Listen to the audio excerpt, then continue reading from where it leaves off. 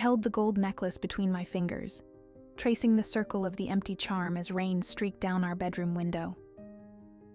Anderson was already asleep beside me, his breathing steady and deep. I wondered what it would sound like to hear him whisper goodnight to our child. Funny how time shifts when you're waiting for something. In my 20s, days rushed by like a fast-forward sequence. But now, at 35, each month stretched into what felt like a year. The calendar on my phone marked cycles of hope and disappointment in neat little blocks. Red X after red X. "Your numbers look fine," Dr. Miller had said that morning, tapping her pen against my chart. Sometimes these things just take time. Time. We'd given it 3 years. 3 years of vitamins and temperature charts and perfectly timed moments that should have been about love, not planning. I pressed my forehead against the cool glass. Outside, our neighborhood glowed amber under the streetlights. Somewhere in those houses lived the family we'd always imagined becoming. The one with the swing set in the backyard and crayon drawings on the refrigerator. "Can't sleep?" Anderson's voice rumbled sleepy and warm behind me. I turned. Even in the dim light, I could see the concern in his eyes. My husband of 6 years still looked at me like he had on our first date, like I was the most precious thing in his world. "I keep thinking about that call yesterday," I admitted. "Yesterday?" Michelle's voice crackling through the phone. "My cousin knows this adoption counselor in Texas. Just thought I'd mention it." Anderson sat up, reaching for my hand. "We said we'd take a break from all this." "I know. We'd tried everything. The herbs my sister-in-law swore by, the acupuncturist who promised to unlock my womb. The fertility treatments left me bloated and weepy. Even a consultation with a surrogacy agency felt too clinical, too removed from the magical process of creating life. Each failure chipped away at something inside me. Not my love for Anderson. If anything, watching him hold friends' babies with such gentle care only made me love him more. But my confidence in my own body, in our path forward, had taken a beating. "We don't have to think about it now," Anderson said, pulling me back to bed. I curled into his familiar warmth. But that night, I dreamed of a baby with Anderson's dimples and my laugh. When I woke, the necklace was still in my palm, the charm still blank. I almost deleted Michelle's follow-up email. Twice. My finger hovered over the trash icon for what felt like forever before I finally opened it. Her name is Sarah Martinez. She works with birth mothers across the Southwest. I didn't want to push, but I thought you should at least have her contact info. No pressure, just an option. Just an option became my mantra that week. While Anderson was at work, I looked up Sarah's website. Her photo showed a woman with kind eyes and graying temples. Testimonials filled the page with phrases like, "Found our forever family" and "Dreams came true." I'd sworn off reading adoption success stories. They felt like salt in an open wound. But something about Sarah's approach seemed different. Her bio mentioned intuitive matching and following the heart's guidance. I copied her number into my phone but didn't call. Instead, I tucked it into my nightstand drawer, next to the empty charm necklace. 2 weeks later, Anderson found me crying in the shower. Not the quiet tears I tried to hide at work or during dinners with friends who announced pregnancies with ease. Full, body-racking sobs that left me gasping. "Hey." He was still fully dressed, water soaking through his shirt as he gathered me against his chest. "What brought this on?" "I saw her today, the baby from my dream. A little girl at the coffee shop with your exact dimples. Her mom was telling her a joke, and she laughed." My words dissolved into fresh tears. Anderson turned off the water and wrapped me in a towel. We sat on the bathroom floor, and he rubbed my back as I finally spoke the truth we'd both been dancing around. "I don't think my body is going to give us a baby." The words hung between us, stark and final. Okay, he said simply. Okay? Jessica. He tilted my chin up. I married you, not your theoretical ability to reproduce. You. If you want to explore adoption, we will explore adoption. If you want to stop trying altogether and just be us, that's okay too. But this, he touched my chest, right over my heart, is what I need. You and I, together. That night, I pulled Sarah's number from the drawer. Sarah had a way of talking that felt like drinking warm tea. Her voice carried comfort through the phone line. Adoption isn't a backup plan, Jessica. It's a different road to the same destination. Family. She explained her process. I work with expectant mothers who've chosen adoption. They're not giving up babies, they're creating families. The connection happens naturally. I don't force matches. When it's right, everyone feels it. Have you matched many families recently? 3 this year so far. Each one came together uniquely. She paused. Are you and Anderson together on this? Yes. He's been amazing through everything. Good. Because when the right situation comes along, you'll need to move quickly. And it will come. I have that feeling about you too. Over the next month, Anderson and I filled out paperwork, attended virtual seminars, and slowly opened ourselves to a different dream. We talked about race and culture, medical histories, and open versus closed adoptions. Each conversation peeled back another layer of what family could mean. I started carrying the necklace everywhere, rubbing the smooth charm between meetings at work. Hope wasn't something I'd felt for so long that I'd forgotten its texture.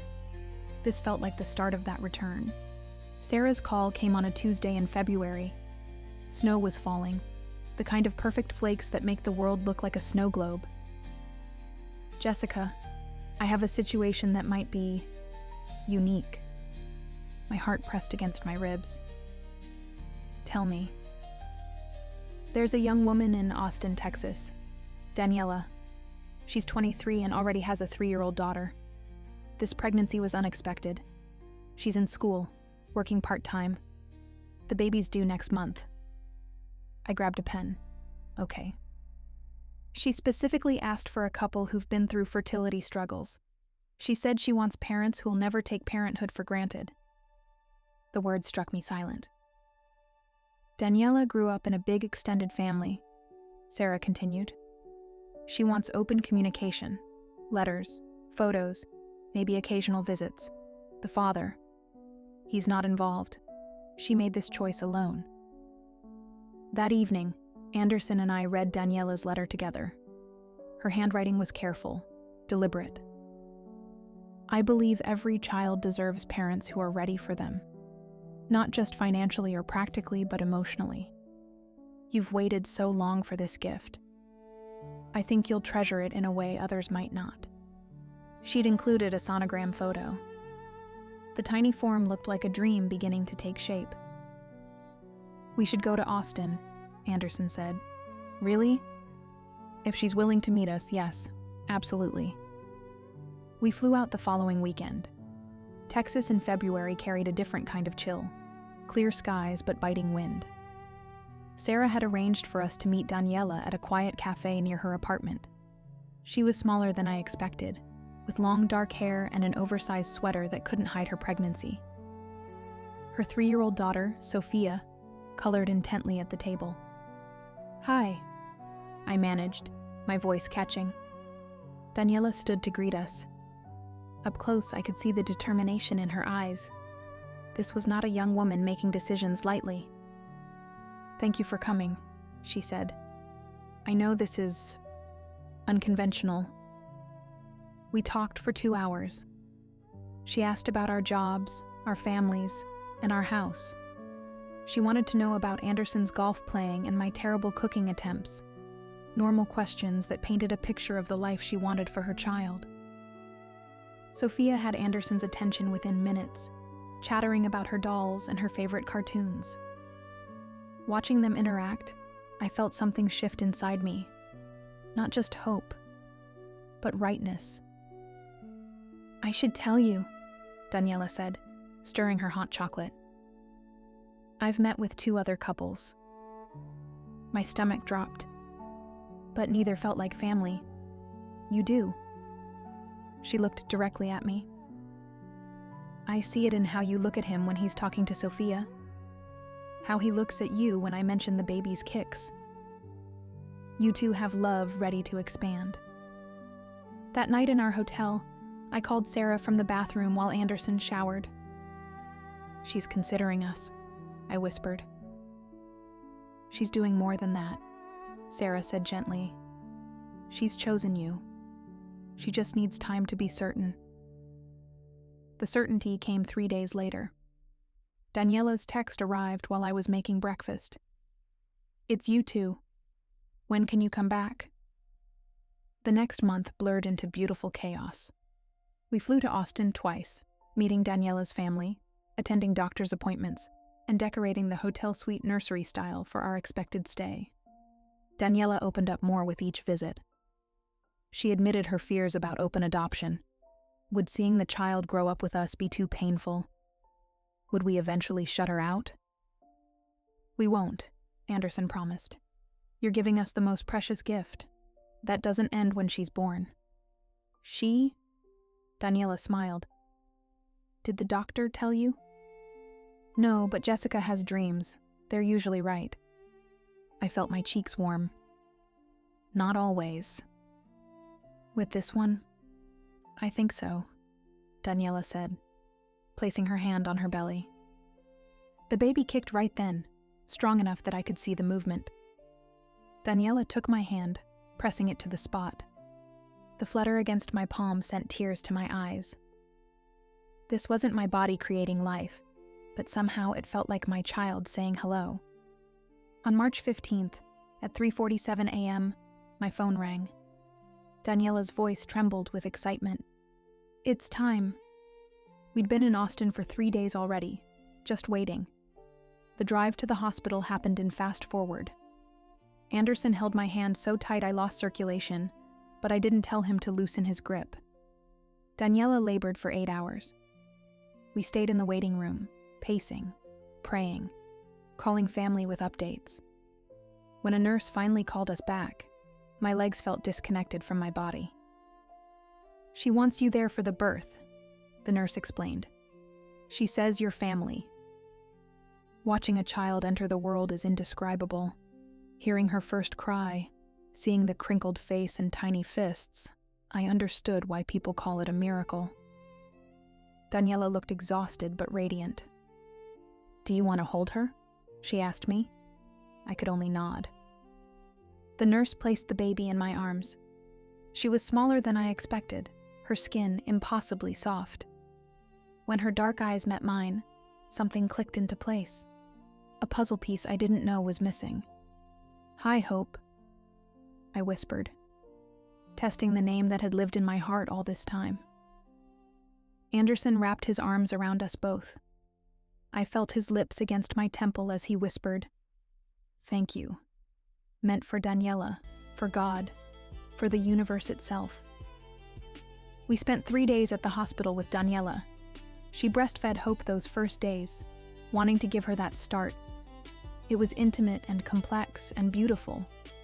We talked about the future, the letters and pictures, the yearly visits that Daniela wanted.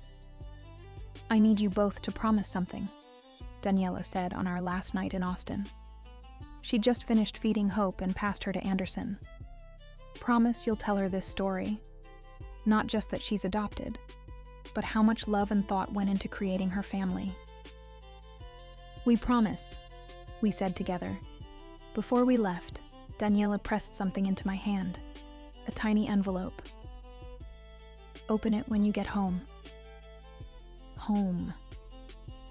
We'd imagined this moment 1,000 times, but reality surpassed every dream. Walking through our front door with Hope felt like the house exhaled for the first time. The nursery we'd painted last month glowed in the afternoon light. We placed Hope in her crib, watching her sleep after the journey. She looked so small against the white sheets, but also perfectly where she belonged. That evening, while Anderson dozed on the couch with Hope on his chest, I remembered Daniela's envelope. Inside was a note. Jessica, you mentioned a necklace with a charm you wanted to engrave. I hope you find the perfect name. Love, Daniela. I reached for the necklace, then searched my jewelry box for something. Finding it, I smiled at my own forgetfulness. We'd been carrying Hope's name all along. But I didn't engrave Hope on the charm. The next day, I took it to the local jeweler. When he asked what I wanted engraved, I thought of Daniela's letter, of all the twisting roads that led us here, of the way hope transforms into something real when you refuse to let it go. Hope, I said, in script lettering. 6 months later, we returned to Austin for our first visit. Daniela looked healthier, stronger. She held Hope with practiced ease, pointing out family resemblances. She has her father's nose, but your smile now. It was true. Hope's smiles had become generous, full-face expressions that lit up rooms. That night, after Sophia and Hope were asleep, the three of us sat on Daniela's back porch. Cicadas hummed in the darkness. Thank you, I said. Not for the first time, but with new depths of meaning. For choosing us, for trusting us. Daniela nodded. I see it in how she looks at you, like you're her whole world.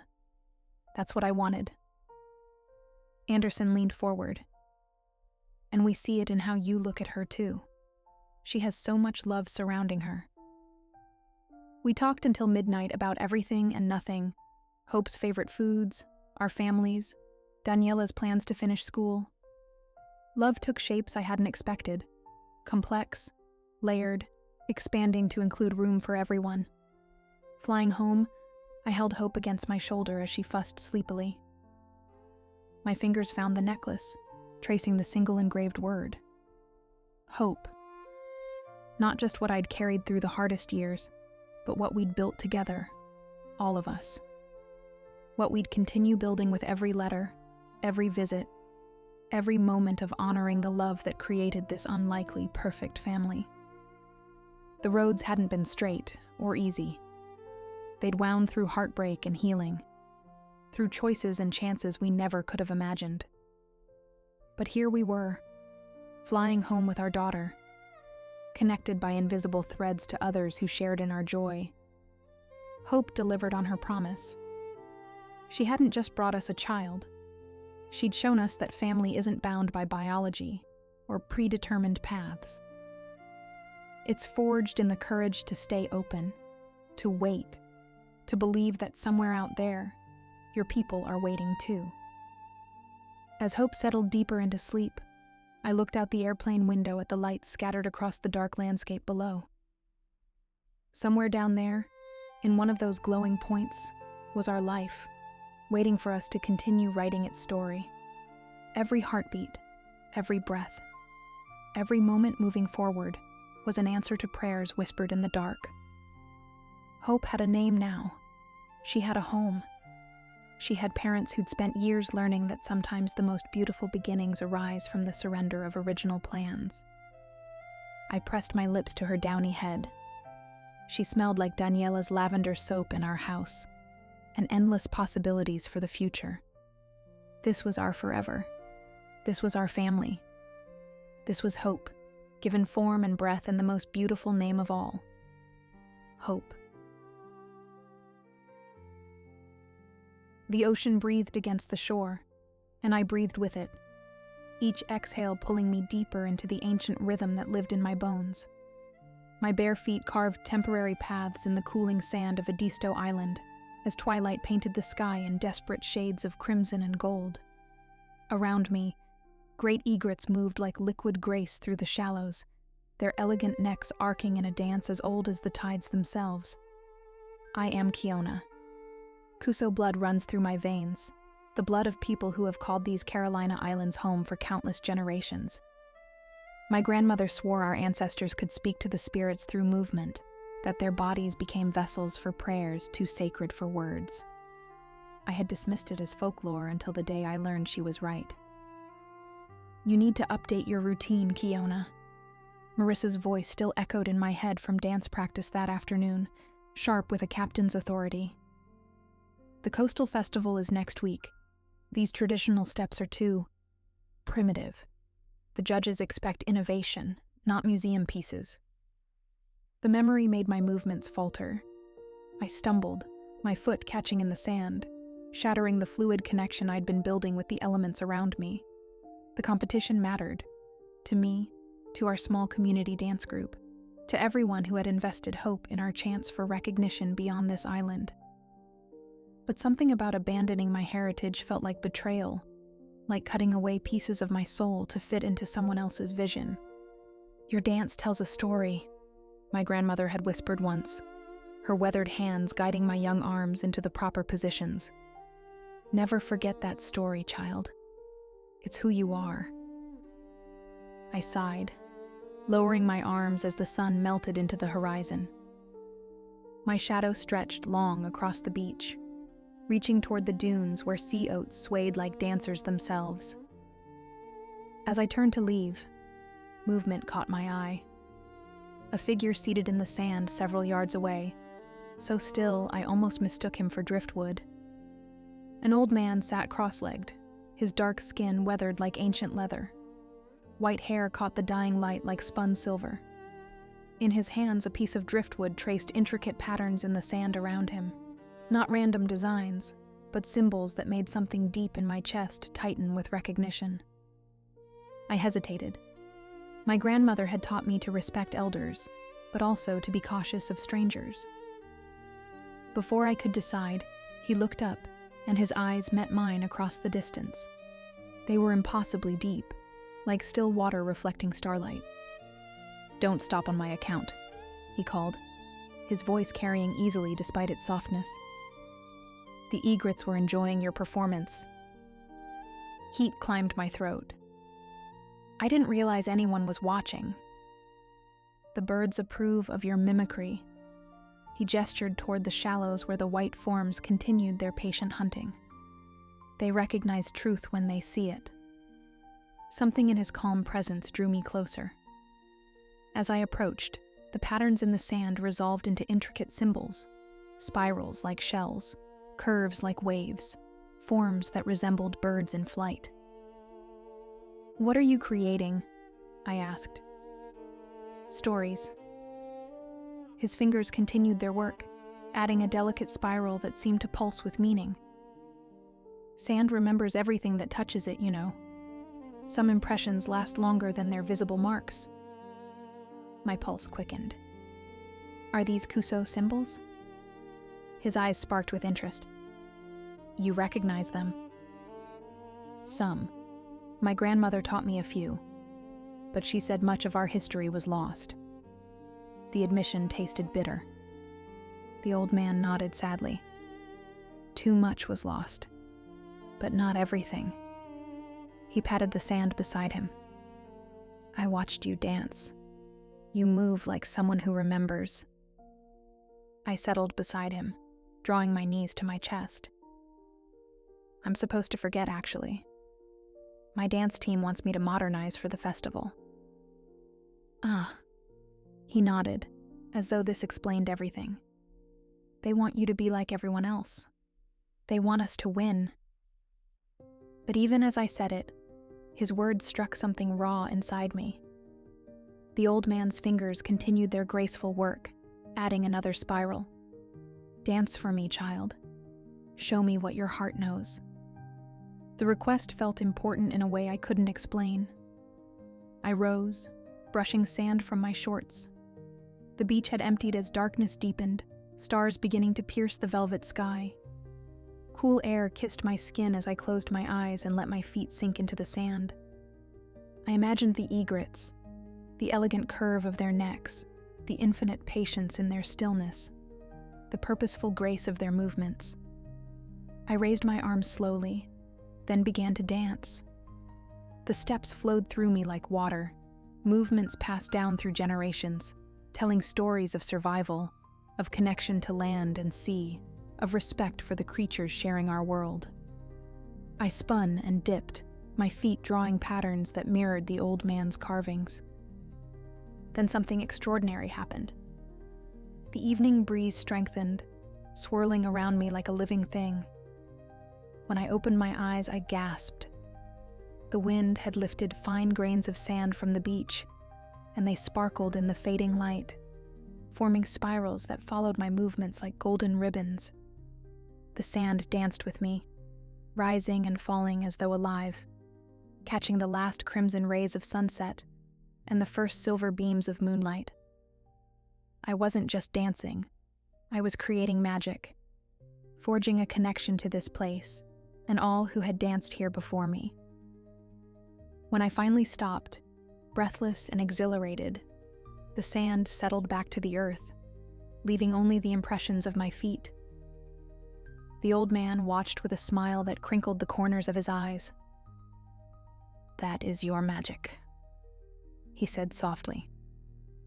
"Dance as you were meant to, and the world will follow." "But how?" My voice came out shaky. "How did it happen?" He shrugged, his shoulders rising beneath his faded shirt. "The world recognizes truth when it sees it. Your dance speaks truth." His gaze moved to the ocean, now a vast darkness broken by white foam. "There is power in honoring who you are, Kiona." My breath caught. "How do you know my name?" The wind whispered it. His eyes twinkled. "Or perhaps I heard someone call to you earlier. Does it matter?" It didn't. What mattered was the certainty flooding through me. For the first time in months, I knew exactly what I needed to do. "Will you be at the festival tomorrow?" I asked. "I'm always around." His answer was enigmatic. "Now go. Your family will worry." I rose, brushing sand from my clothes. "Thank you." "Remember," he called as I walked away. "Dance your truth, child." I turned back to wave, but in the growing darkness, I could barely make out his silhouette.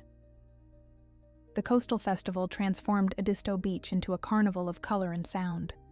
Vendors lined the boardwalk, musicians played on scattered stages, and crowds of tourists mingled with locals under the blazing autumn sun. Our dance team gathered in a tent near the main stage, nervous energy crackling between us. Marissa adjusted her bright costume and checked her reflection obsessively. "Remember, sharp movements, big smiles," she instructed. "Kiona, you practiced those new steps, right?" I met her gaze steadily. "I'm dancing my own way today." Her expression shifted from surprise to irritation. "We agreed on the routine, Kiona. This isn't the time for creativity." "I never agreed." My voice was quiet but firm. "And I think you'll be impressed with what I have to offer." Before she could argue, the announcer called our team to the stage. Marissa shot me a warning look but had no choice but to lead us into the sunlight. The crowd was massive. Hundreds of faces turned expectantly toward us.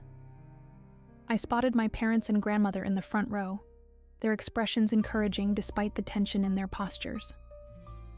The music began, a driving pop song Marissa had chosen for its commercial appeal. Our team moved in practiced unison, executing the choreography we'd rehearsed for weeks. I followed along initially, my body remembering the routine even as my mind drifted to the beach and the dancing sand. When my solo section approached, Marissa's nervous glance found me. I took a deep breath and stepped forward. Instead of the modern moves we'd practiced, I let my body flow into the traditional steps my grandmother had taught me. I extended my arms like egret wings and moved with the fluidity of water meeting shore. The pop music faded as I found my own rhythm, my feet drawing patterns across the wooden stage. A collective gasp rose from the audience. For a terrible moment, I thought I'd made a mistake. Then I noticed something extraordinary. The decorative sand arranged at the stage's edge began to stir. Fine grains rose in spirals around me, catching sunlight and transforming into shimmering ribbons that followed my movements. The crowd fell silent, then erupted in wonder and applause. I continued dancing, embracing the magic flowing through me, connecting me to this land and to ancestors who had danced upon it for generations. When the music ended, the sand settled into intricate patterns resembling the old man's symbols. The audience leaped to their feet, applauding wildly. Marissa and my teammates stared in astonishment. "How did you do that?" Marissa whispered as we took our bows. "I danced my truth," I replied, echoing the old man's words. After our first-place victory, the judges citing innovative cultural elements and unexpected special effects, I slipped away to the beach. I needed to find the old man, to thank him for helping me discover my courage. But he was nowhere to be found. I walked to where we'd sat together and stopped in surprise. There, etched in the sand despite the morning tide that should have washed it away, was a perfect great egret with wings outstretched in flight. I knelt beside it, running my fingers along the design's edge. The sand felt cool and damp, but there was something else, a faint vibration, like an echo of heartbeat. "Dance your truth," the wind seemed to whisper through the sea oats. I smiled, understanding at last. The old man had shown me that strength comes from knowing who you are and honoring that truth. My dance was more than movement. It was connection to heritage, to this island, to the elements themselves. As the sun warmed my shoulders, I began to dance again, my feet leaving temporary impressions in the sand. But I knew now that some impressions lasted far longer than their visible marks. They became part of the land's story, of the people's story, of the magic that connected us all.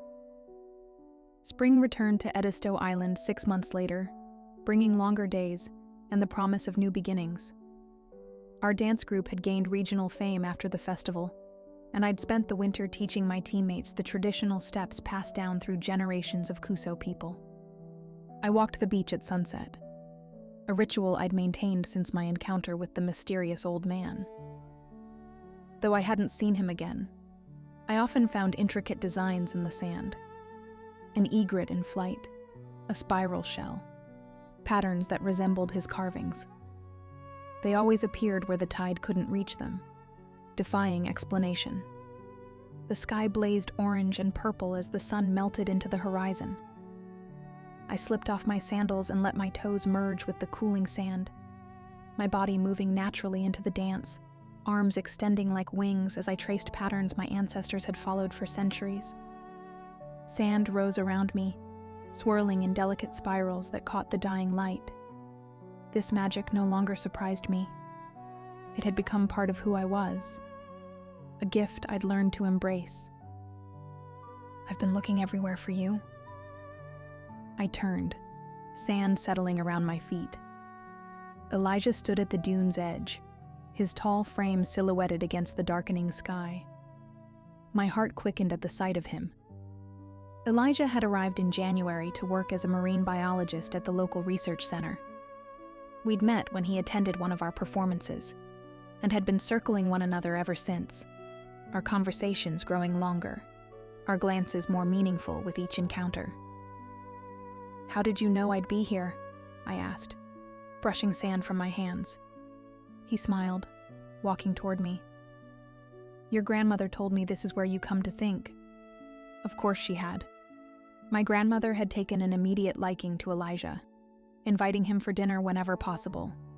She claimed interest in his coastal ecosystem research, but I knew better. She'd been watching us with knowing eyes, hiding smiles behind her teacup when our hands accidentally touched. "I wasn't thinking," I said. "I was dancing." I saw. Wonder colored his voice. "The sand moved with you, didn't it?" I froze. No one besides festival attendees had witnessed the sand's response, and even they believed it was special effects. I'd never explained the truth to anyone. "You think I'm crazy," he said, misreading my silence. "No." I shook my head. "I'm surprised you noticed." Elijah moved closer, his footprints joining mine in the sand. I notice everything about you, Kiona." The words hung between us, honest and unguarded. In the fading light, I could see his eyes, deep brown with gold flecks, warm as the sand beneath our feet. "There's a legend in my family," he said, never breaking eye contact. "My grandfather was Gullah, from St. Helena Island.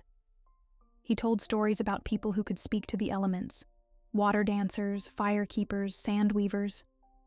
I thought they were beautiful myths until I saw you at the festival." A gentle breeze stirred my hair, carrying salt and jasmine from the nearby dunes. "What did your grandfather say about these people?" "That they were blessed by ancestors, given gifts to protect the land and preserve our stories." His smile turned sheepish. "That's partly why I became a marine biologist. I wanted to understand the connection between people and this coastline. I had never met anyone who spoke so openly about such things, who understood what I was only beginning to discover about myself." A wall inside me crumbled. "Would you like to see it again?" The offer surprised me. Elijah nodded, stepping back to give me space. I closed my eyes, centering myself as I'd learned to do. The rhythm came from within, my heartbeat, my breath, the memory of drums that had echoed across these shores for generations. I danced slowly at first, each movement deliberate. Sand stirred around my feet, rising in delicate tendrils that caught the last embers of daylight. As my confidence grew, so did the sand's response, swirling higher until it formed a gossamer veil around me, shimmering with inner light that pulsed with my movements. I opened my eyes to find Elijah watching with undisguised awe. The sand responded to his presence, extending a spiraling tendril toward him like an invitation. "May I?" he asked, extending his hand toward the dancing grains. I nodded, maintaining my rhythm as he stepped closer. When his fingers touched the swirling sand, it shimmered more brightly, weaving between his fingers like liquid silk before returning to the pattern around me. "It's warm," he whispered in surprise. "It carries the day's heat," I explained, though I wasn't sure if that was true. I only knew what I felt when dancing. That sand retained memories of sun, moon, and the countless feet that had walked these shores. As the last light faded, I completed my dance. The sand settled gently, leaving a perfect spiral pattern around us both. Elijah stood motionless, wonder and longing playing across his features, a longing that echoed the feeling growing in my chest. "Thank you for showing me," he said softly, "for trusting me. I've never shown anyone before. Not like this." He reached out, his fingers brushing mine with the same gentleness the sand had shown. "Would you have dinner with me tomorrow? There's a place in Charleston I've been wanting to share with you."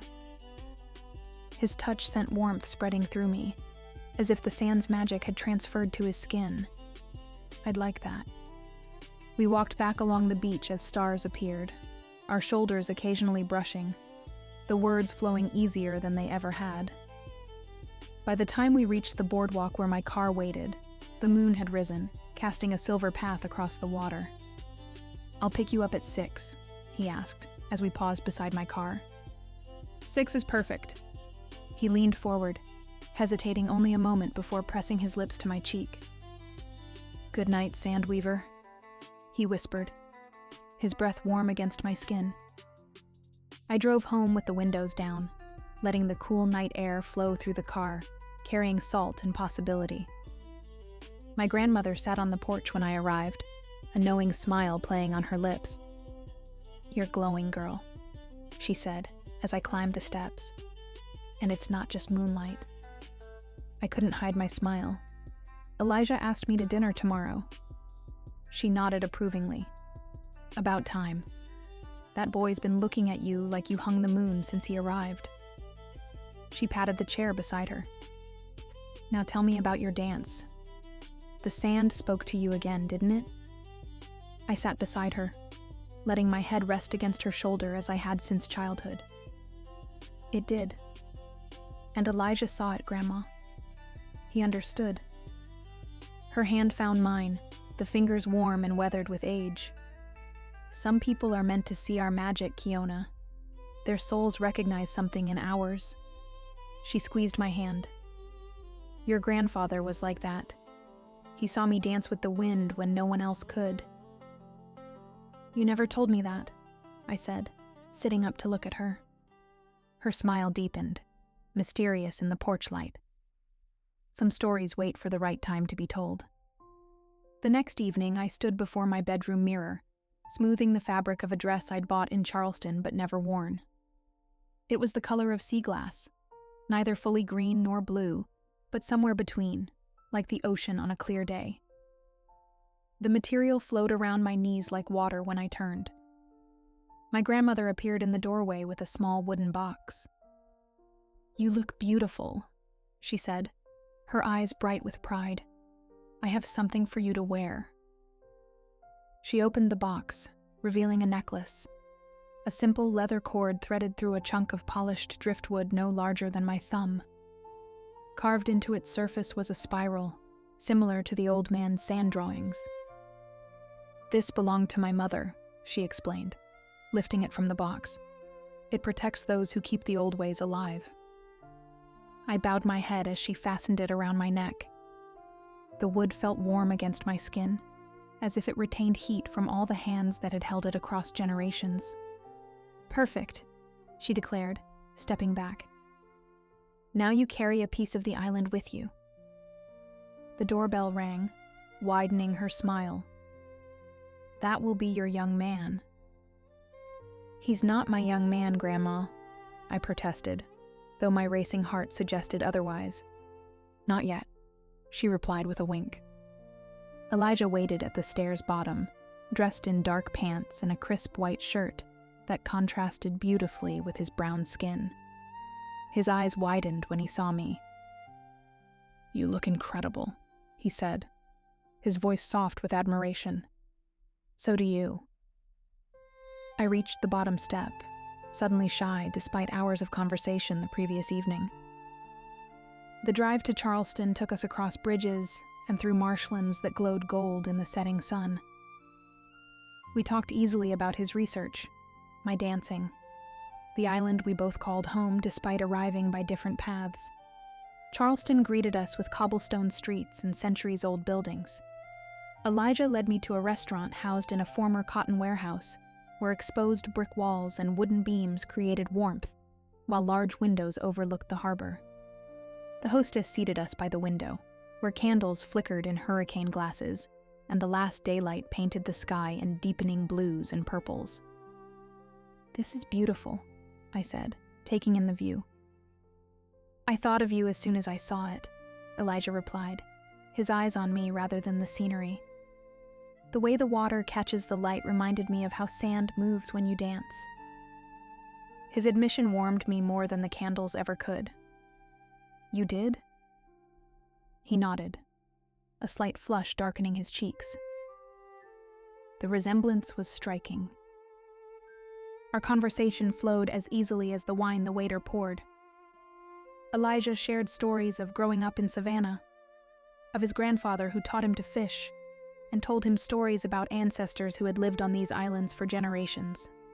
I spoke of dancing with my grandmother as a child, of learning traditions that connected me to this place and its history.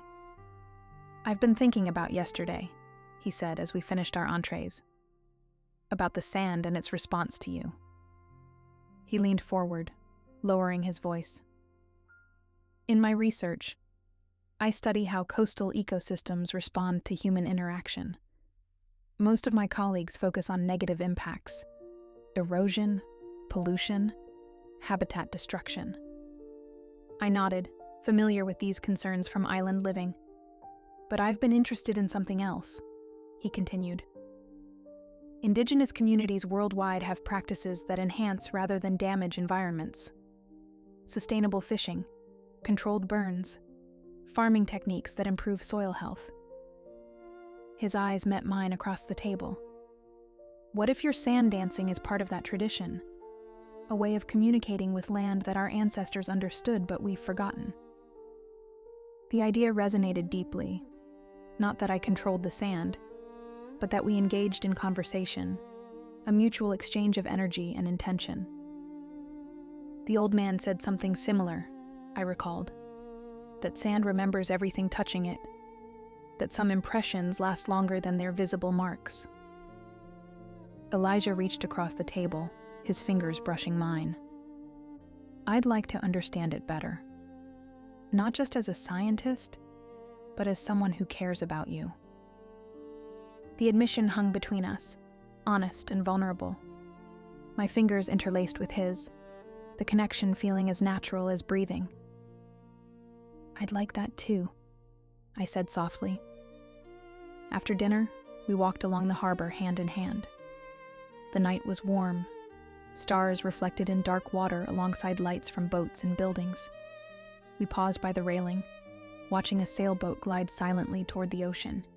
My research grant ends in September, Elijah said suddenly. I've been offered a position at the Marine Center in Beaufort. My heart sank. Beaufort wasn't far, about an hour's drive, but the thought of him leaving created an unexpected ache in my chest. That sounds like a great opportunity. It is, he agreed. But I'm also considering extending my Adisto research for another year. He turned to face me, his expression serious in the moonlight. I wanted you to know before things between us go any further.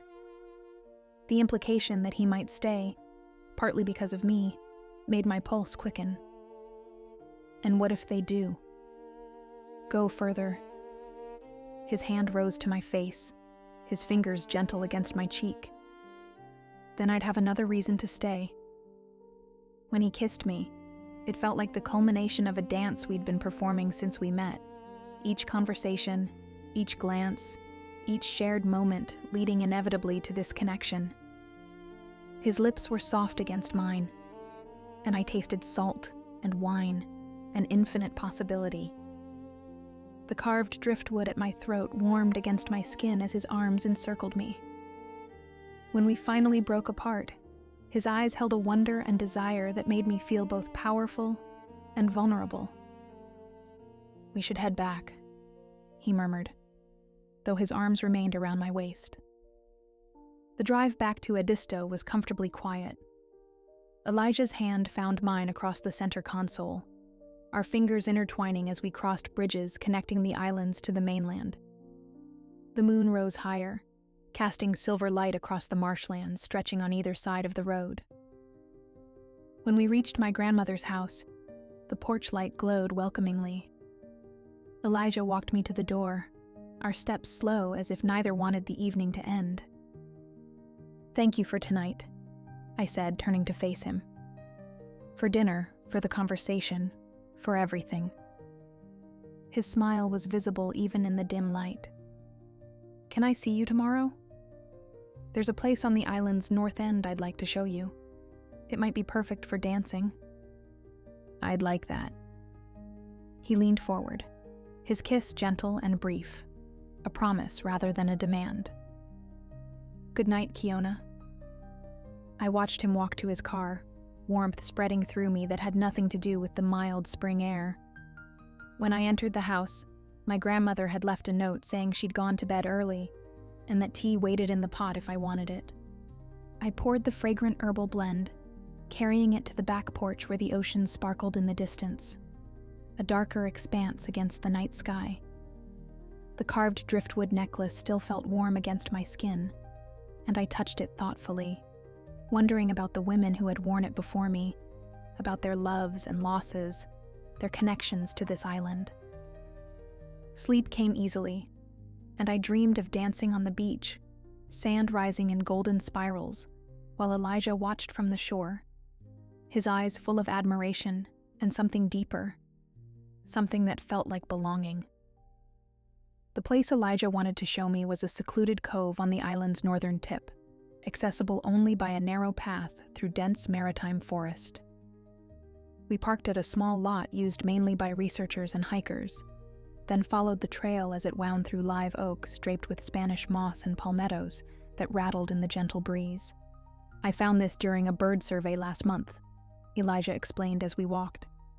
It's protected from development because of rare shorebirds that nest here. The path emerged suddenly onto a crescent of beach, enclosed by low dunes and sheltered from the open ocean by a sandbar, creating a natural lagoon. The water in the lagoon was clear and still, reflecting the blue sky and white clouds like a mirror. "Oh," I breathed, taking in the pristine beauty. "It's perfect." Elijah smiled, pleased by my reaction. "I thought you'd like it. The sand here is different too. Finer, almost like powder." He led me to a flat area near the water's edge, where the sand was indeed different from the coarser grains of public beaches, pale gold, and so fine it clung to our feet like dust. "Would you dance here?" he asked. "I brought lunch. We could make a day of it." The cove felt sacred somehow, untouched and peaceful in a way that reminded me of the old man and his carved symbols. I'd love to. We spread a blanket on dry sand above the tide line. Elijah produced a small cooler from his backpack, unpacking sandwiches, fruit, and iced tea. We ate slowly, talking about everything and nothing. His research, my upcoming performances, books we'd read, music we loved. After lunch, I stood and walked to the lagoon's edge, letting the cool water lap at my ankles. The sun was high, warming my skin as I closed my eyes and breathed the clean salt air. "May I join you?" Elijah asked, coming to stand beside me. "In the dance?" I hadn't considered that possibility. He nodded, his expression both eager and uncertain. "You could teach me some steps. I may not have your gift with sand, but I'd like to learn." The request touched me deeply. No one had ever asked to learn the traditional dances except fellow performers, and they saw them primarily as choreography rather than connection. "Of course," I said, taking his hand and leading him to smooth sand. "The most important thing isn't the steps themselves, but the intention behind them." I began with simple movements, showing him how to center his weight, how to extend his arms to mimic shorebirds. Elijah followed my lead, his movements initially awkward, but gradually becoming more fluid as his confidence grew. "Now we acknowledge the 4 directions," I explained, guiding him through a turn encompassing north, east, south, and west. Each has its own energy, its own meaning. As we moved together, I felt the familiar stirring of magic, the fine sand rising around our feet in delicate swirls, responding to our movements. Elijah noticed too, his eyes widening in delight. "It's dancing with us both," he said in wonder. The sand rose higher, forming patterns that seemed to merge and intertwine like our shadows on the beach. I'd never seen it respond this way to shared dance, and the beauty took my breath away.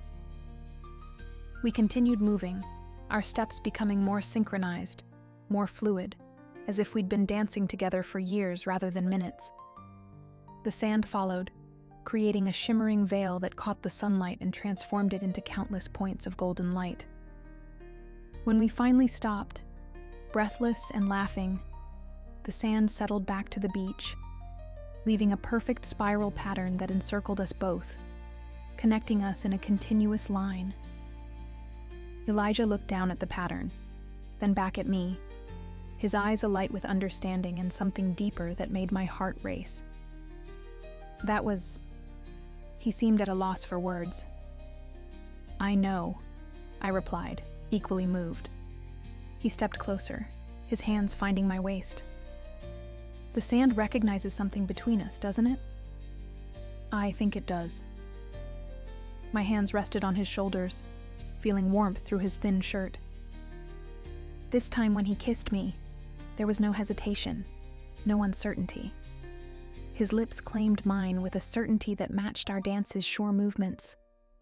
I melted into him, my body responding to his touch as naturally as the sand had responded to our steps. We sank to our knees in the spiral's center, the fine sand soft beneath us. His hands traced patterns on my skin that felt like extensions of our dance. reverent, deliberate, infused with meaning and intention. "Kiona," he whispered against my neck, my name becoming a prayer on his lips. The world narrowed to the space between us, the warmth of his skin against mine, the gentle pressure of his hands, the soft sand cradling us within the spiral we had created together. Time seemed to slow, each touch, each kiss existing in its own perfect moment, unhurried and complete. Later, as we lay side by side on the blanket, the afternoon sun warming our skin, Elijah traced the carved spiral on my necklace with his finger. "It matches the pattern in the sand," he observed. I nodded, touching the smooth driftwood. "My grandmother said it belonged to her mother, that it protects those who keep the old ways alive." His finger moved from the necklace to the hollow of my throat, a touch so gentle it might have been butterfly wings. "Do you think we're keeping the old ways alive? With our dance?" "I think we're remembering them," I replied, bringing them back into the present. He smiled, leaning down to press a kiss to my forehead. "I've decided to stay on Edisto," he said quietly, "to extend my research here." Joy bloomed in my chest, warm and bright as the sun above us. "You have?" "I called the research director this morning. The Beaufort position will go to someone else." His eyes met mine, serious despite his smile. "I want to be where you are, Kiona, where we can explore this together." I reached up to touch his face, marveling at how quickly and completely he had become essential to me. "I want that too." We stayed in the cove until late afternoon, swimming in the lagoon's clear water, lying in the sun, talking about our lives and dreams. As the sun began its descent toward the horizon, we packed our things and followed the path back through the forest to the car. As we drove away from the parking area, Elijah took my hand. "There's one more place I want to show you, if you're not too tired." "I'm not tired at all," I assured him, feeling more energized than I had in months. He drove to the island's eastern end, where a boardwalk extended into the salt marsh separating Edisto from the neighboring Wadmalaw Island. We walked to the end, where a small covered platform offered a view across the marsh to the distant mainland. The sun was setting, painting the sky in vibrant oranges and pinks that reflected off the water in countless tidal channels winding through grass. Birds waded in the shallows, egrets, herons, and ibis, searching for evening meals before settling for the night. "This is where I come to think," Elijah said, leaning against the railing beside me.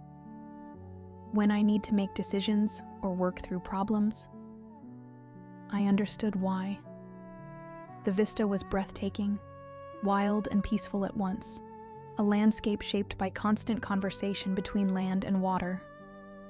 "Thank you for sharing it with me," I said, leaning my head against his shoulder.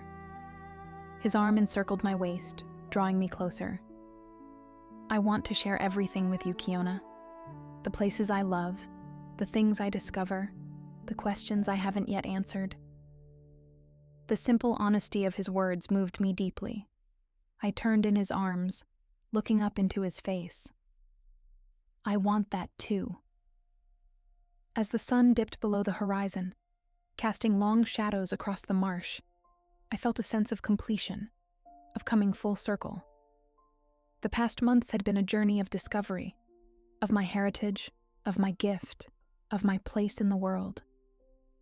And now, unexpectedly, that journey had brought me to Elijah, to this connection that felt both new and ancient, like a dance whose steps I somehow already knew. The carved spiral at my throat pulsed with warmth, a reminder of all who had come before us, who had loved on these shores, who had kept the old ways alive through generations. I thought of the old man on the beach, of his enigmatic smile and carved patterns in the sand. "Dance your truth," he had told me. And we had, creating something beautiful in the process.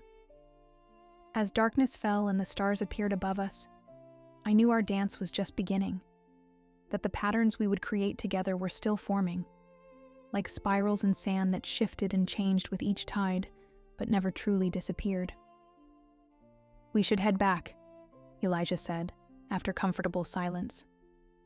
"Your grandmother will be wondering where you are." I smiled, knowing my grandmother was likely watching the clock but not worrying.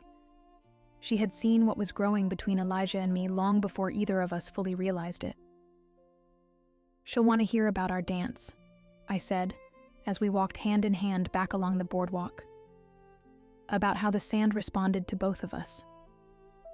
Elijah squeezed my hand. "Do you think she'll understand what it means?" I nodded, thinking of her words. Some people are meant to see our magic. Their souls recognize something in ours.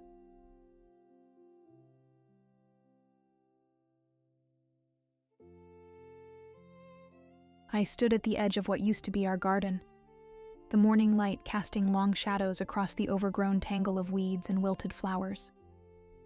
Vera had loved this space. Her hands had coaxed life from the soil with a gentleness I'd never mastered. "It's like talking to old friends," she'd once told me, her fingers delicately pruning a rose bush. "The plants listen if you're willing to speak their language." Now, a year after her passing, I couldn't bring myself to speak at all. The language of growth and nurturing had died with her, leaving me in a silence deeper than the earth itself. The wind rustled through the untamed grass, carrying the scent of wild honeysuckle that had survived despite my neglect. I breathed it in, feeling the familiar ache spread through my chest. Honeysuckle had been Vera's favorite. On summer evenings, we'd sit on the weathered bench beneath the maple tree, her head resting on my shoulder as the sweet fragrance enveloped us like a shared secret. I turned away, unable to face another reminder of all I'd lost. The garden had become a graveyard of memories too painful to revisit. Inside the house, dust motes danced in the sunbeams that streamed through half-drawn curtains. I moved through my daily routine with practiced motions: coffee, toast, newspaper. The silence pressed in from all sides, a living thing that had taken up residence in the empty spaces Vera had left behind. My coffee grew cold as I stared at the newspaper without reading a word. Time had become a strange, fluid thing since Vera's death, sometimes rushing past in indistinguishable blocks, other times crawling with excruciating slowness. Today was one of the slow days. A knock at the door startled me. I rarely had visitors these days. Friends had stopped calling after too many declined invitations, and neighbors had learned to give me a wide berth. Grief, I'd discovered, made people uncomfortable. They looked at you with pity in their eyes, never knowing that only deepened the wound. I opened the door to find a small girl with braided pigtails and bright yellow rain boots. She couldn't have been more than 8 years old. A smattering of freckles dusted her nose, and her eyes, a warm, intelligent brown, regarded me without a trace of the awkwardness adults always showed. In her hands, she held a tiny potted plant with delicate purple buds. "Good morning, mister," she said, her voice clear and unafraid. "I'm Lena. I live down the street with my mom." I nodded, unsure of what to say. Children were another language I'd forgotten. "I brought you something." She thrust the pot forward, almost spilling soil onto my doorstep. "It's called Purple Heart. Mom says it's hard to kill, even if you forget to water it sometimes." The plant's heart-shaped leaves shimmered with a deep violet hue in the morning light. Something about their resilient beauty made my throat tighten. "I don't need any plants," I said, the words coming out more gruffly than I'd intended. Lena didn't seem bothered by my tone. Her gaze drifted past me to the dim interior of the house, then back to my face with startling perception. "Flowers don't stop blooming forever, mister. They just need someone to take care of them." She placed the pot on the step at my feet. "Just a little water every few days, that's all." Before I could refuse again, she was skipping down the path, yellow boots flashing in the sunlight like beacons. I watched her go, this strange child who spoke with the wisdom of someone much older. I stared at the small plant, its heart-shaped leaves tinged with a deep purple. Against my better judgment, I brought it inside and placed it on the kitchen windowsill, the only spot that still received regular sunlight. The vivid color stood out against the muted grays and browns that had become the palette of my existence. That night, I dreamed of Vera. Not the Vera of hospital rooms and medication schedules, but the Vera of our early years, laughing as soil caked under her fingernails. Her chestnut hair fell loose around her shoulders, catching the sunlight in copper highlights.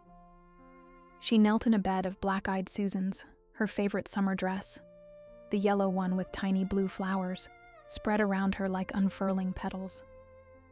She didn't speak, just smiled at me with that knowing look that had always made my heart skip. Her hands worked the soil with practiced ease, creating space for something new to grow. When she finally looked up, her eyes held the same penetrating perception I'd seen in the little girl's gaze. I woke with tears on my cheeks and Vera's name on my lips. The bedroom felt emptier than usual, the sheets cold beside me. Morning light filtered through the blinds, painting stripes across the hardwood floor. After making coffee, I found myself standing before the purple heart plant. Its leaves seemed to have unfurled a bit more overnight, reaching toward the light with quiet determination. I ran a finger along the edge of one delicate leaf, surprised by the velvety texture. "I'm not very good at this," I murmured, feeling foolish for talking to a plant. But something in me remembered Vera's words about plants listening, and I filled a small cup with water. "But I'll try not to kill you." Days passed, and to my surprise, the plant didn't die. New leaves unfurled, reaching toward the light. I found myself checking on it each morning, adjusting its position to catch the best sunlight. Sometimes, when the silence grew too heavy, I caught myself talking to it. Small, meaningless observations about the weather or neighborhood happenings. The plant never responded, of course, but there was comfort in breaking the silence, even to an audience of leaves. 2 weeks after Lena's visit, I ventured into the garage and unearthed Vera's gardening tools, still neatly arranged in their basket. A fine layer of dust had settled over everything, and cobwebs stretched between the handles. The trowel fit into my palm like a long-forgotten handshake. I ran my thumb over the worn wood, feeling the indentations where her fingers had pressed countless times. The familiar weight of it in my hand unlocked something within me, memories not just of Vera's gardening, but of us together, planning and planting side by side. Her laughter as I misidentified plants, her gentle corrections, her hand covering mine as she taught me the proper depth for planting bulbs. That afternoon, I stepped into the overgrown garden for the first time in months. The wilderness that had claimed it was even more extensive than I'd realized. Waist-high weeds choked the once tidy beds, and vines had climbed the arbor Vera had loved, obscuring its shape. Yet here and there, stubborn bursts of color pushed through, a determined clump of purple coneflowers, a few persistent black-eyed Susans, the roses Vera had pruned religiously every spring. I cleared a small patch, just enough space to breathe. The physical labor felt good, releasing tension I hadn't realized I was carrying. Sweat beaded on my forehead as I pulled weeds and turned soil, revealing the rich, dark earth beneath. By sunset, a single square meter had been reclaimed from the wilderness. Looking at it, I felt a strange mixture of exhaustion and satisfaction, the first real feeling beyond grief I'd experienced in months.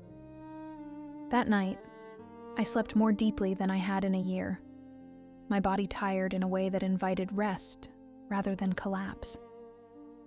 Lena appeared the following day, watching me work from the garden gate. She wore denim overalls over a pink t-shirt, and her hair was in the same neat braids. "You're fixing it," she observed, rocking back and forth on her heels. I straightened, my back protesting the movement. "Just a small part. Mom says little steps still get you somewhere if you keep taking them." She peered at the cleared patch critically. Want some help? Before I could answer, she'd squeezed through the gate and was pulling at a weed with determined focus. Does your mother know you're here? I asked, suddenly aware of how strange it might seem. An old man and a young girl alone in a garden. She knows, Lena nodded, yanking triumphantly on a stubborn dandelion. She says you lost someone special and need friends. She glanced up at me, those wise eyes seeing too much. Did you lose someone special, mister? The directness of her question caught me off guard. Adults danced around the subject of Vera, using euphemisms and awkward pauses. This child cut straight to the heart. Yes, I admitted, my voice rougher than I intended. My wife, Vera. Lena nodded, as if this confirmed something she already knew. I'm sorry. That's sad. We worked in companionable silence for an hour. Her small hands moved with surprising efficiency, separating weeds from dormant perennials with an instinctive knowledge that reminded me of Vera. My mom likes gardens too, Lena said as she patted soil around a rescued lavender plant. She's teaching me all the flower names in English and Spanish. Your mom sounds nice, I offered, surprising myself with the sincerity behind the words. Lena nodded enthusiastically. She's the best. She makes cookies that taste like cinnamon clouds and knows how to fix anything that breaks. Her face grew solemn. Except hearts. She says those take longer. I felt a lump form in my throat. She's right about that. The sun began to set, painting the sky in shades of pink and gold. Lena stood and dusted the soil from her overalls. I have to go home for dinner, but I can come back tomorrow if you want. I'd like that, I said, realizing I meant it. After she left, I stayed in the garden a while longer, watching as fireflies appeared, their tiny lights blinking like stars fallen to earth. For the first time in a long time, the silence felt peaceful rather than oppressive. Over the next few weeks, Lena became a regular presence in the garden. Sometimes she worked alongside me, chattering about school or her friends.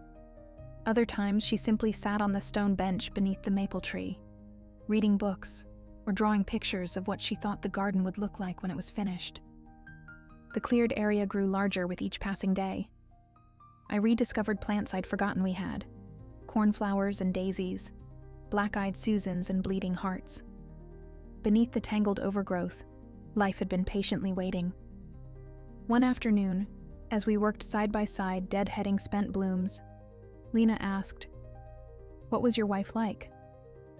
The question didn't pain me as much as it might have a month earlier. Vera was... I searched for words that could capture the essence of the woman I'd loved for 30 years. She was sunshine in human form, always seeing the beauty in things, always finding reasons to smile. She could grow anything, had a way with plants that seemed magical to me. And she loved with her whole heart. Lena considered this.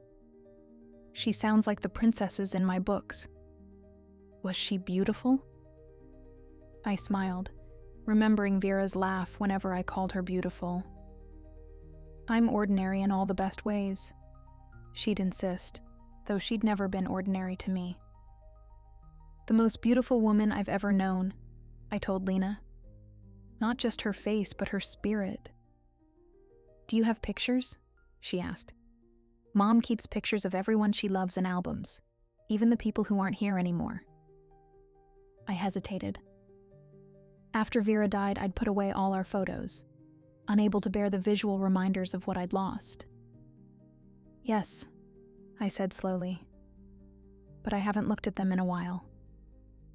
Maybe you should, Lena suggested with a child's simple logic. Mom says remembering the good times helps make the sad times smaller. That evening, after Lena had gone home, I found myself pulling a photo album from the top shelf of the closet. Dust had gathered on the leather cover, and the pages stuck together slightly as I opened it. The first photo struck me like a physical blow. Vera on our wedding day. Her smile radiant as she looked not at the camera but at me, her eyes filled with a joy I'd once taken for granted. I traced the curve of her cheek with a trembling finger, memories washing over me in waves. Page after page captured our life together.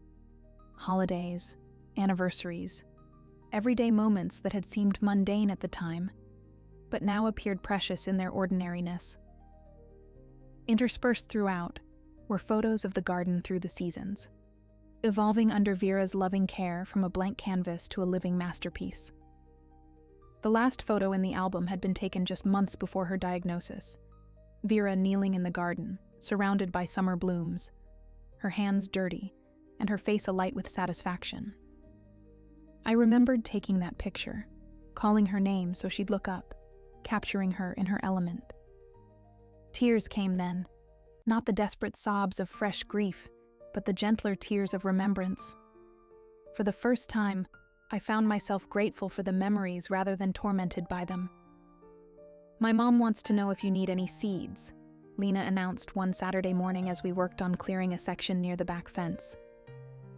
"She has extras from her community garden plot." I hesitated, uncertain about meeting new people. But the idea of fresh seeds, new growth, tugged at something inside me. "That's very kind of her," I said finally. "I'd appreciate that." "Great," Lena beamed. "She can bring them tomorrow after church." The next day, I found myself anxiously tidying the front porch, sweeping away leaves, and dusting off the old wicker chairs that hadn't been used in over a year. I even ventured to the store for the first time in weeks, buying cookies and lemonade with a care that surprised me. At precisely 3 o'clock, Lena came bounding up the path, followed by a woman carrying a woven basket. The afternoon sunlight formed a halo around her silhouette. She was not what I had expected. Tall and willowy, with dark hair pulled back in a practical braid, she moved with a quiet grace that immediately put me at ease. Her eyes, the same warm brown as Lena's, held a depth of understanding that needed no explanation. She wore a simple sundress patterned with small blue flowers that reminded me painfully of Vera's favorite. "I'm Jacqueline," she said, extending her hand. Her voice carried the faintest trace of an accent. "Thank you for letting Lena help with your garden. She talks about nothing else these days." Her hand was warm in mine, calloused in the same places as Vera's had been. A gardener's hands. "Daniel," I replied. "And I should be thanking her. The garden would still be a jungle without her encouragement." Jacqueline smiled.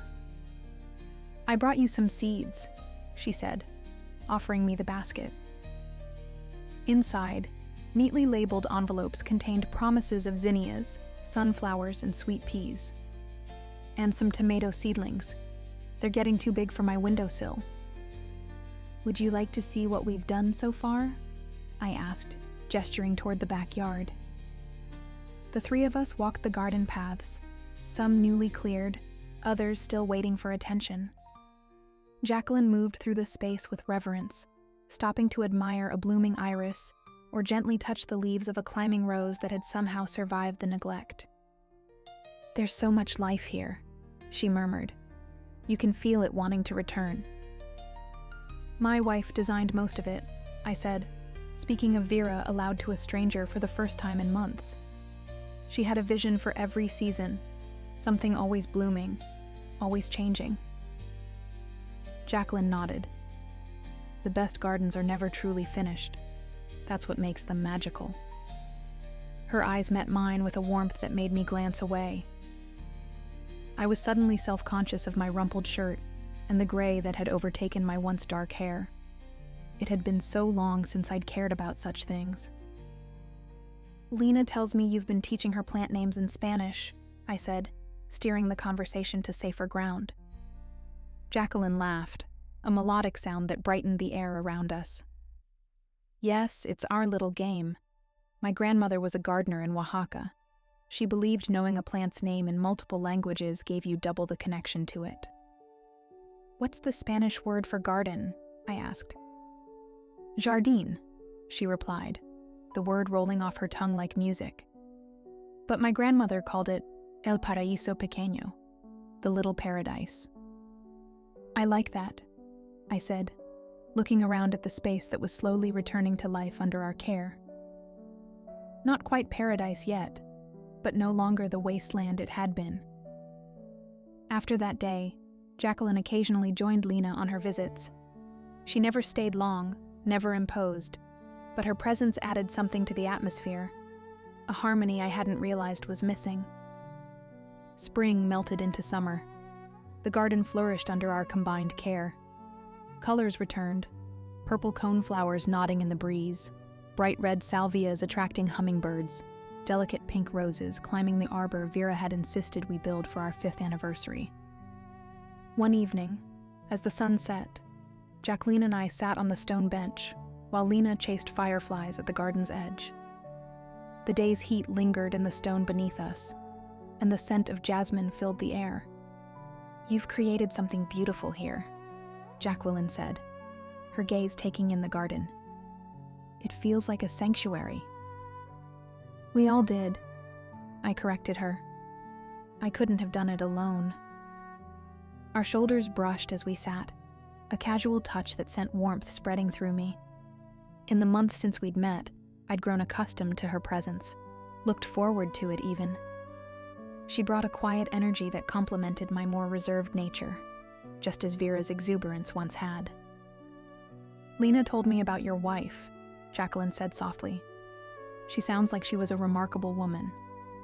"She was," I agreed, feeling the familiar ache, but noticing how it had changed, less sharp, more bittersweet. "She would have loved Lena. And you." The words slipped out before I could consider them. Jacqueline's eyes met mine, filled with a gentle understanding. "I lost my husband 3 years ago. Car accident. One minute I was planning our weekend, the next I was planning a funeral. I didn't offer platitudes or condolences. We both knew their hollowness." "How did you—" I gestured vaguely, unable to find the right words.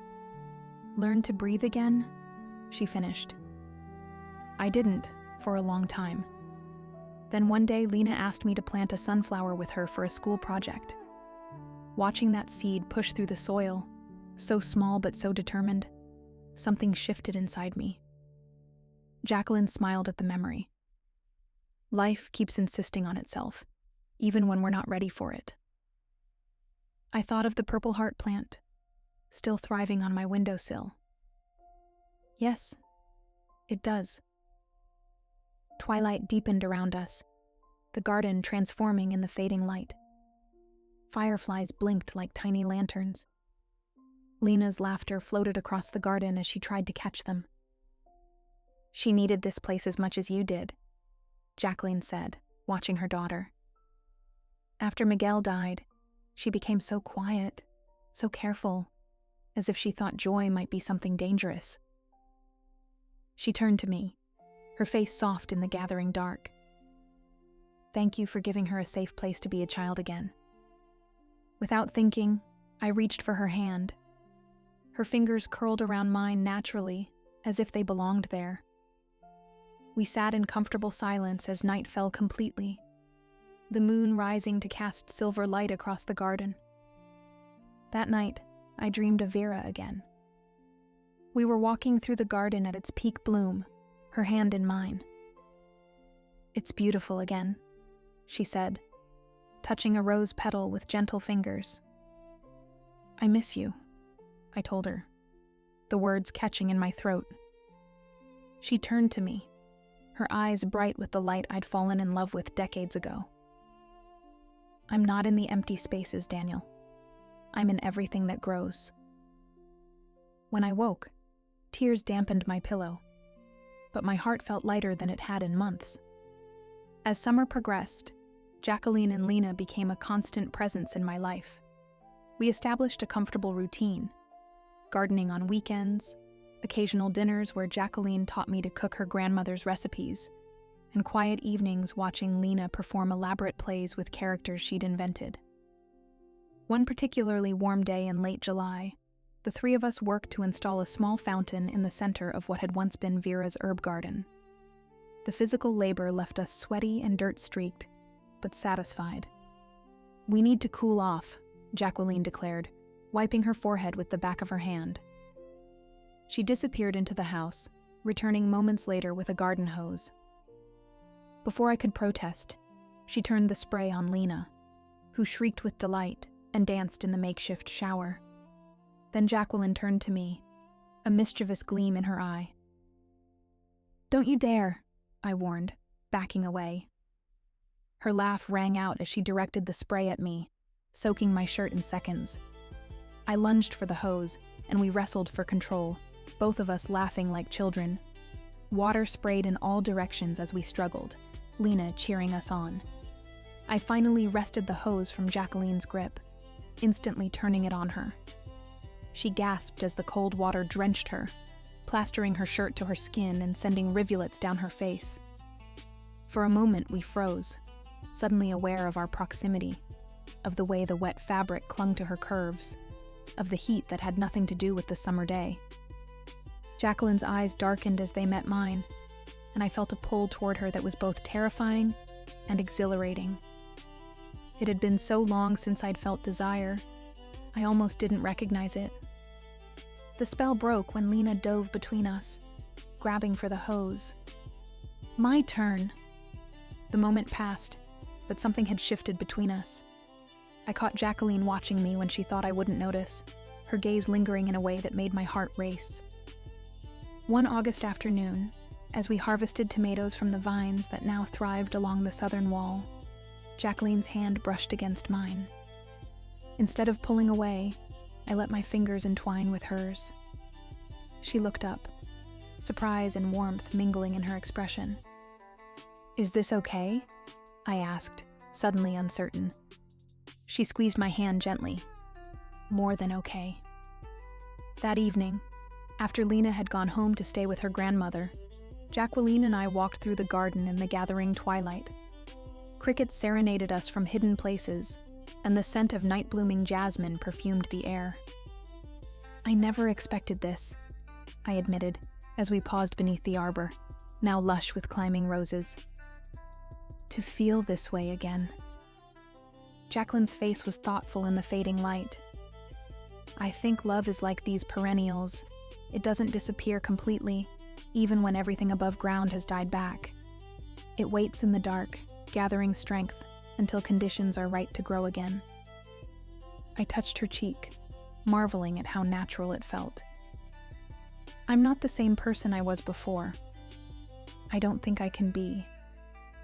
"I wouldn't want you to be," she replied. "Your love for Vera shaped you, just as my love for Miguel shaped me.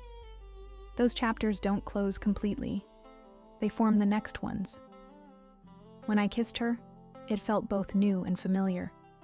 A different melody played on the same instrument. Her lips were soft against mine, hesitant at first, then responding with a warmth that melted the last frozen parts of my heart. We made love for the first time that night, in the bedroom I had once shared with Vera. I had worried it might feel wrong, but instead, there was only tenderness and discovery. Jacqueline's body was different from Vera's, taller, with curves in different places, her skin a shade darker, marked with its own history. Yet the vulnerability in her eyes, as she undressed, was universal, as was the way she guided my trembling hands to the places she most wanted to be touched. "It's been so long," I murmured against her neck, breathing in the scent of her, earth and flowers and something distinctly her own. "For me too," she whispered, arching into my touch. I'd forgotten how much I missed this. We moved together with the unhurried rhythm of those who have learned that pleasure, like grief, has its own timeline. Her sighs turned to moans as I explored her body with lips and hands, learning the geography of her desire. When she finally guided me inside her, the sensation was overwhelming. Not just physical pleasure, but the profound intimacy of being welcomed into another person's most private space. Afterward, as Jacqueline slept beside me, I gazed out the window at the moonlit garden. The transformation wasn't just in the cultivated beds and blooming flowers, but in the spaces between them, the paths forward, the possibilities unfolding. Autumn arrived with crimson and gold splendor, the garden prepared for its seasonal rest, but unlike the previous year, I didn't dread the coming dormancy. Now I understood it as necessary, a gathering of strength for new beginnings. On a crisp October morning, Lena helped me plant bulbs along the garden path. Tulips, daffodils, and crocuses that would sleep through winter before announcing spring's arrival. "These won't bloom for months," she observed, patting soil over a tulip bulb. "That's the magic of gardens," I told her. "They teach us to believe in things we can't see yet." Jacqueline joined us, carrying mugs of hot cider. Her smile held the warmth of 1,000 summer days. In the months since our relationship had deepened, she had gradually moved more of her belongings into my home. Lena now had her own room, decorated with fairy lights and plant posters. The house that had once echoed with emptiness now resonated with life. Lena's homework spread across the dining table, Jacqueline's books mingling with mine on the shelves, the scent of her cooking filling the kitchen. "What do you think the garden will look like next year?" Lena asked, accepting her mug with soil-stained hands. I looked at the space around us. No longer just Vera's garden, or even my garden, but our garden.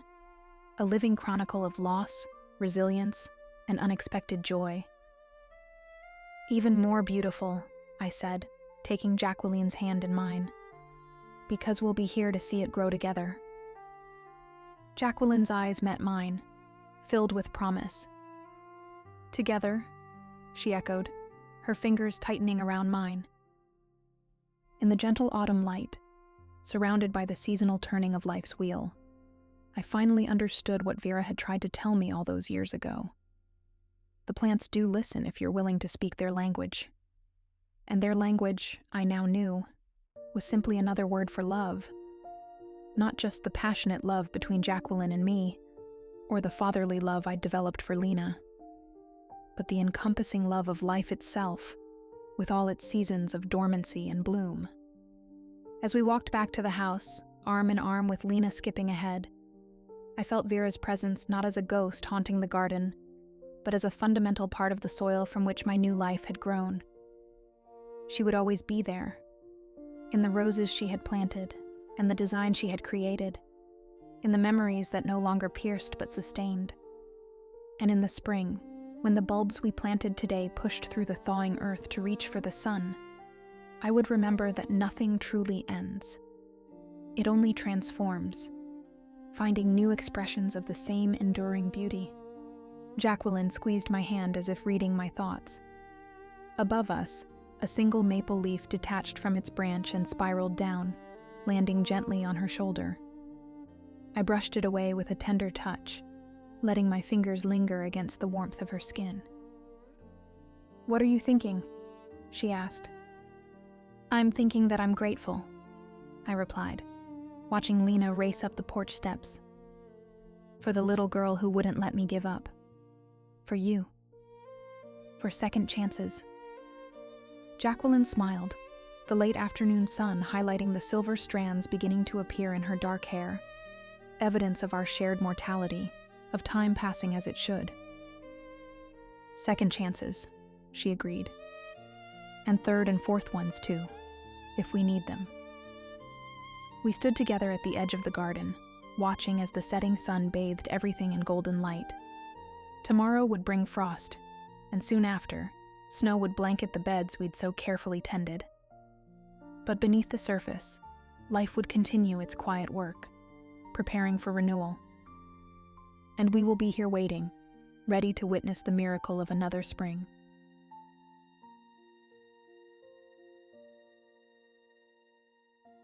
The gravel crunched beneath my tires as I pulled into the familiar drive, dust clouds swirling in the afternoon light. It had been 5 years since I'd last seen the weathered porch of my childhood home, since I'd breathed the honeyed air of Edenvale Hollow. The farmhouse stood exactly as I remembered, white paint peeling like old skin, shutters hanging askew, and the screen door that never quite closed properly. But it was the tree that stopped my breath. The apricot tree at the meadow's edge had grown magnificent in my absence. Its branches stretched wider now, heavy with clusters of soft pink blossoms that caught the dying sunlight like scattered rose petals. I gripped the steering wheel tighter, fighting the sudden ache in my chest. A&T forever. The words carved into that bark 10 years ago might as well have been carved into my heart. "Arabelle!" My mother's voice called from the porch, snapping me back to the present. She hurried down the steps, arms outstretched, silver hair catching the breeze. "You made good time from the city." I climbed out of the car and let her embrace swallow me whole. She smelled of lavender soap and fresh bread, exactly as she always had. "The house looks smaller than I remembered," I said, pulling back to study her face. New lines creased the corners of her eyes, but her smile remained unchanged. "Everything does when you've been away." She squeezed my hands. "Come on, there's sweet tea waiting and we have so much work ahead of us." The inside of the farmhouse felt like stepping into a photograph. Everything frozen in time, yet somehow faded around the edges. Dust motes danced in streams of golden light that poured through lace curtains. The same quilts draped the furniture, the same family portraits lined the mantel, and the same creaky floorboard announced every footstep in the hallway. "The realtor thinks we can have everything sorted within the month," Mom said, pouring tea from a pitcher beaded with condensation. "Though I warn you, the attic alone might take us a week." I nodded, only half listening. Through the kitchen window, I could see the apricot tree swaying gently in the evening breeze. Its blossoms seemed to glow in the fading light. "Is the Moreau place still?" I began, then stopped myself. Mom's expression softened. "Travis is still there. Has been since his father passed 3 years ago." She paused, measuring her words carefully. "He's got a little girl now, Emma. She's 7. My throat tightened. "I heard about Sarah." The words came out barely above a whisper. "Cancer took her fast. Too fast." Mom reached across the table and touched my hand. "He's been raising Emma alone since then. Good man, that boy. Always was." Boy. As if Travis Moreau could ever be anything but 8 years old in my mind, with dirt under his fingernails and mischief in his dark eyes. That first night, I lay in my childhood bedroom listening to the sounds I'd forgotten.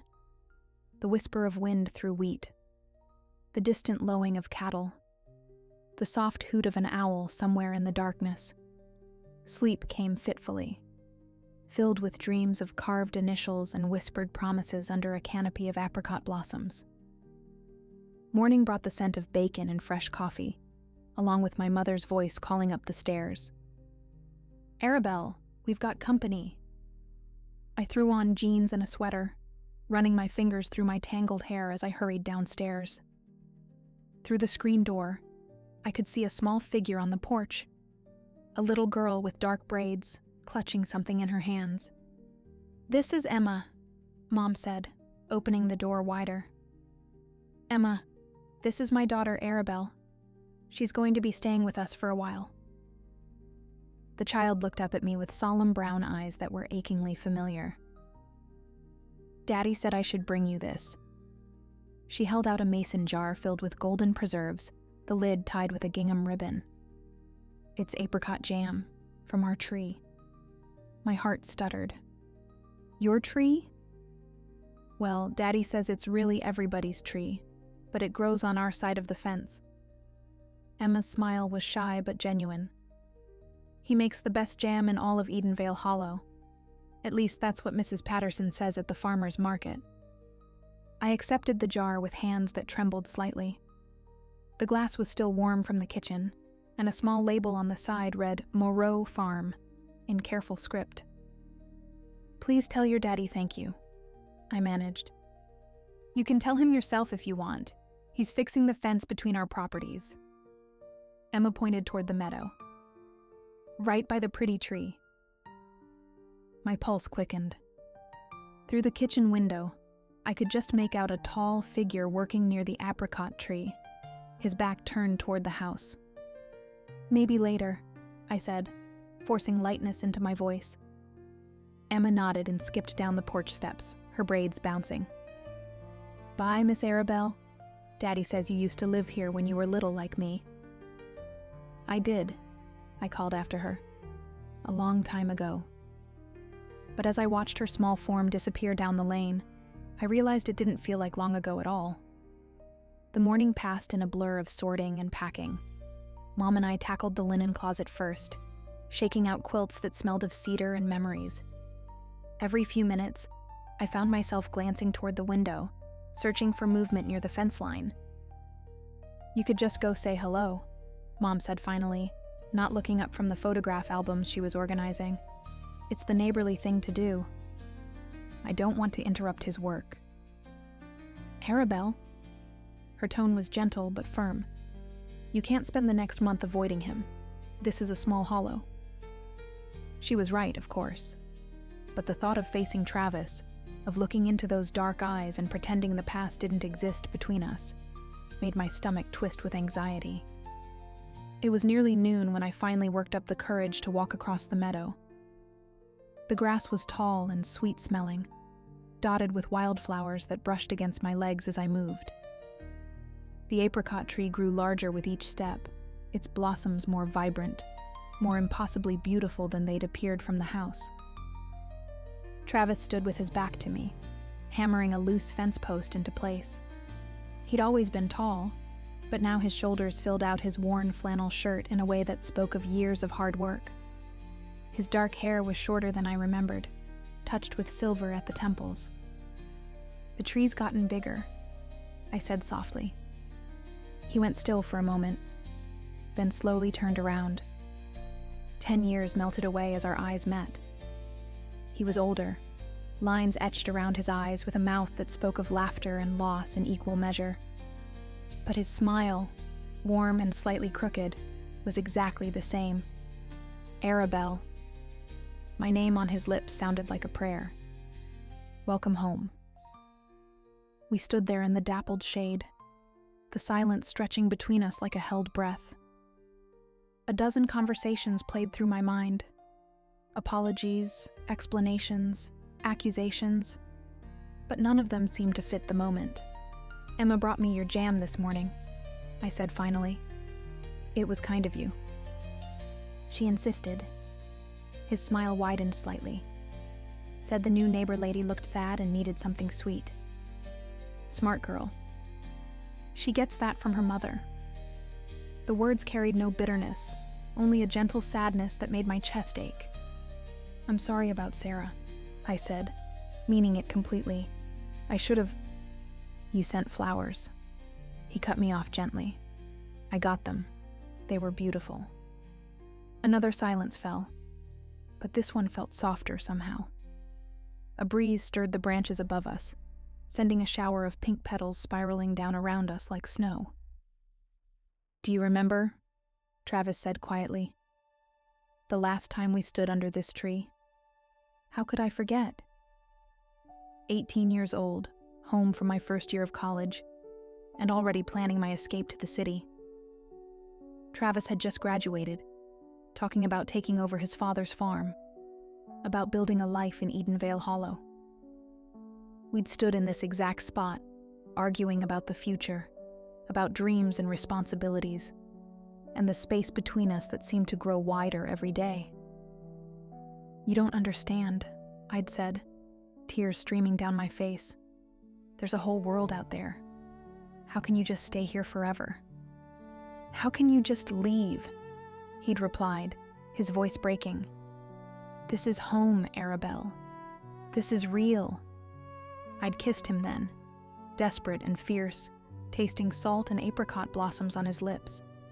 And then I'd walked away, leaving him standing alone beneath the tree we'd claimed as ours. I remember, I whispered. He reached up and touched the bark of the tree, his fingers tracing the faint outline of our carved initials, I thought about cutting it out 100 times over the years. Why didn't you? Because it was the only piece of you I had left. The honesty in his voice nearly undid me. I closed my eyes, fighting back tears that had been 10 years in the making. Travis, Daddy! Emma's voice carried across the meadow, bright and excited. We both turned to see her running toward us, a kite clutched in her small hands. Look what I found in the attic, she called. Can we fly it? Please? The moment between us broke, but gently, like ripples spreading across still water. Travis cleared his throat and stepped back, his professional mask sliding into place. Maybe later, sweetheart. I need to finish this fence first. I can help, I found myself saying. If you want. I'm pretty handy with a hammer. Emma clapped her hands together. Yes, and then we can all fly the kite together. Travis looked at me with something that might have been gratitude.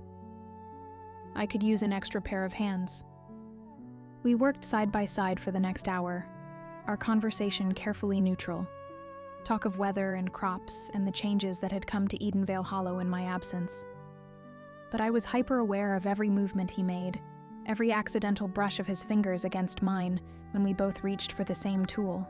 Emma proved to be an enthusiastic if somewhat chaotic assistant, chattering constantly about school and friends and the baby goats that had been born on the Patterson farm. She had Travis's easy laugh and Sarah's delicate features, and watching them together made my heart ache with a longing I'd thought I'd buried years ago. There, Travis said finally, testing the stability of the last post. That should hold through the next storm. Can we fly the kite now? Emma asked, bouncing on her toes. I glanced at my watch, surprised to find that most of the afternoon had slipped away. I should probably get back. Mom's expecting me to help with dinner. Tomorrow, then? Emma's face fell slightly. Please? I never have anyone to fly kites with. The simple statement hit me harder than it should have. This little girl, growing up without a mother, spending her days with only her father and the endless sky of rural Kentucky for company. Tomorrow, I promised, and was rewarded with a brilliant smile. I'll make lunch, Travis said quietly. Nothing fancy. Just sandwiches and lemonade. I'd like that. As I walked back toward the farmhouse, I could feel his eyes following me. When I reached the porch, I turned back to wave. But he'd already disappeared into his own house, Emma's hand clasped securely in his. That evening, as Mom and I sat on the porch swing, sharing a pitcher of sweet tea, she studied me with knowing eyes. "How was your afternoon?" she asked innocently. "Productive. We got the fence repaired." She rocked the swing gently with her foot. "And how is Travis?" I was quiet for a long moment, watching fireflies blink among the tall grass. Different, the same. I don't know. "He's been alone too long," Mom said softly. "That little girl needs a mother." Mother. The word was a warning, but she just smiled. "I'm just saying what everyone in the Hollow knows. Travis Moreau is a good man who deserves a second chance at happiness." "And what makes you think I could give that to him?" She reached over and squeezed my hand. "Because you're still in love with him, sweetheart. Always have been." I wanted to deny it, to insist that too much time had passed, too much had changed. But sitting there in the gathering dusk, with the scent of apricot blossoms drifting on the evening air, I couldn't find the words to lie. The next morning dawned clear and bright, with just enough wind to make kite flying perfect. I found myself taking extra care with my appearance, choosing a sundress instead of jeans and braiding my hair back the way I used to wear it in high school. Emma was waiting for me at the fence line, the red kite already assembled and ready for flight. She wore a yellow dress with tiny flowers on it, and her dark hair was caught up in pigtails that bounced when she moved. "Daddy's making egg salad sandwiches," she announced. "They're my favorite." Well, second favorite after peanut butter and jelly. But Daddy says egg salad is more grown up for when we have company. I love egg salad sandwiches, I assured her, and she beamed. Travis appeared a moment later, carrying a picnic basket and a thermos. He'd changed into a clean shirt, and his hair was damp from a recent shower. When he smiled at me, my pulse quickened. "Ready for lunch?" he asked. "Ready for kites," Emma corrected, grabbing my hand.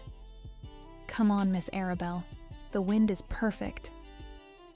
We spent the next hour running through the meadow, laughing as the kite soared and dipped and occasionally crashed into the tall grass. Emma was fearless, racing after the runaway kite with delighted shrieks, while Travis and I took turns untangling the string from fence posts and tree branches. "Higher!" Emma called, jumping up and down. "Make it go higher!" I let out more string, watching the red diamond dance against the blue sky. For a moment, I felt 17 again, carefree and full of possibility, with the whole world spread out before me like an endless summer day.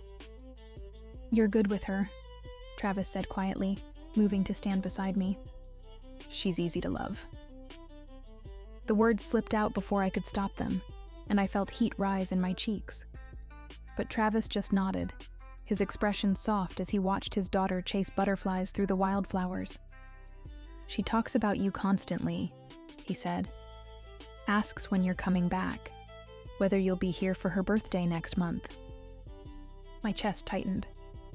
"I'll be gone by then, back to Chicago." "Will you?" Something in his tone made me look at him more closely. His dark eyes were serious, searching my face as if looking for answers to questions he hadn't asked. "The house will be sold. Mom's moving to Florida to be closer to my sister. There's nothing left for me here." "Nothing?" The single word hung between us, weighted with 10 years of history and the ghost of what we'd once meant to one another. "Daddy, Miss Arabelle, come eat." Emma's voice saved me from having to answer. She was already spreading a blanket beneath the apricot tree, chattering about the ants she'd discovered and whether they liked egg salad sandwiches. Lunch was easy and comfortable in a way I hadn't expected. Emma kept up a steady stream of conversation, telling me about her school, her friends, her plans to become a veterinarian so she could take care of all the animals in Edenvale Hollow. "Daddy says animals are good judges of character," she said solemnly, biting into her sandwich. "If they like you, then you must be a good person." "Is that so?" "Uh-huh. And Buttercup likes you already." She pointed to where a fat tabby cat had emerged from the tall grass and was now rubbing against my leg. "She usually hides from strangers." I reached down to scratch behind the cat's ears and was rewarded with a loud purr. "Well, I'm honored to pass the Buttercup test." "See?" Emma grinned. "I told Daddy you were nice." After lunch, Emma curled up on the blanket for a nap, exhausted from her morning of kite-flying adventures. Travis and I sat in comfortable silence, watching her sleep in the dappled shade of the apricot tree. "She's beautiful," I said softly. "Looks just like her mother." His voice was quiet, distant. Sometimes I catch glimpses of Sarah in her expressions, the way she tilts her head when she's thinking. That must be both wonderful and heartbreaking. It is. He was quiet for a moment, then turned to look at me. "I never thanked you for the letter you sent after Sarah died." I'd agonized over that letter for days, starting and discarding a dozen different versions before finally settling on something simple and honest. I'd told him how sorry I was, how I remembered Sarah as kind and funny and perfect for him. I'd signed it simply, "With love, Arabelle." I wasn't sure if I should send it, I admitted. We hadn't spoken in so long. "I'm glad you did. It meant a lot, knowing you cared." Of course, I cared. The words came out more fierce than I'd intended. "I never stopped caring, Travis. Just because I left doesn't mean I stopped loving." I caught myself, but it was too late. He was staring at me intently, those dark eyes searching my face. Loving what? This place, the people here, you. The confession hung between us like a held breath. Arabelle, I know it's been 10 years. I know you loved Sarah, and I know I have no right to come back here and say these things. But I need you to know that leaving you was the hardest thing I ever did. Not a day has gone by that I haven't wondered what would have happened if I'd stayed. He reached over and took my hand, his fingers warm and calloused against my palm. I wondered too, especially after Sarah got sick. She knew, you know, about us, about what we'd meant to one another. My throat tightened. She did? She made me promise something near the end. Made me swear that if you ever came home, I wouldn't let pride or the past keep me from trying again. He smiled sadly.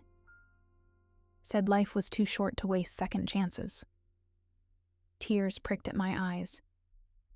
She sounds like she was a remarkable woman. She was. And she loved Emma more than life itself. But she also wanted Emma to have a mother who would be there for birthdays and scraped knees and first days of school. She wanted me to be happy again. And are you? Happy? He considered the question seriously, his thumb tracing gentle circles on the back of my hand. I'm content. I have Emma, the farm, a good life here. But happy? Really, truly happy? He shook his head. I haven't been happy since the day you drove away. The honesty in his voice broke something open in my chest. 10 years of carefully constructed walls crumbled in an instant, leaving me raw and vulnerable, and more terrified than I'd ever been in my life. I don't know how to do this, I whispered. I have a job in Chicago, a life there, and Emma. She's been through so much loss already. What if... Hey. He squeezed my hand gently. We don't have to figure everything out today. You're here for the month, right? Maybe we just take it one day at a time and see what happens. I nodded, not trusting my voice to remain steady. Emma stirred on the blanket, blinking sleepy eyes in the afternoon sun. Are we flying the kite again? She asked hopefully. If you want to, I said, grateful for the distraction. Yes! She scrambled to her feet, suddenly wide awake. But this time, can we both hold the string, together? I glanced at Travis, who nodded with a smile that made my heart skip. Together sounds perfect. We stood side by side in the meadow, Emma between us, all three of our hands wrapped around the kite string. The red diamond soared high above us, dancing against the endless blue sky like a celebration. Look how high it's going, Emma squealed with delight. It's flying all the way to heaven. Maybe it's carrying a message, I said softly, thinking of Sarah and her generous heart. What kind of message? Emma asked. I looked at Travis, seeing my own hope reflected in his dark eyes. Maybe it's saying that sometimes, when you think something is lost forever, it finds its way back home. Like you did? Emma asked with startling perceptiveness. Like I did, I agreed, my voice thick with emotion. As the sun sank toward the horizon, painting the sky in shades of gold and rose, we walked back toward the houses together. Emma skipped ahead, chattering about all the things we could do tomorrow, picking wildflowers, teaching me to milk the goats, showing me her secret fort in the old oak tree. She's already planning your whole summer, Travis observed with amusement. And what about you? What are you planning? He stopped walking and turned to face me, his expression serious but hopeful.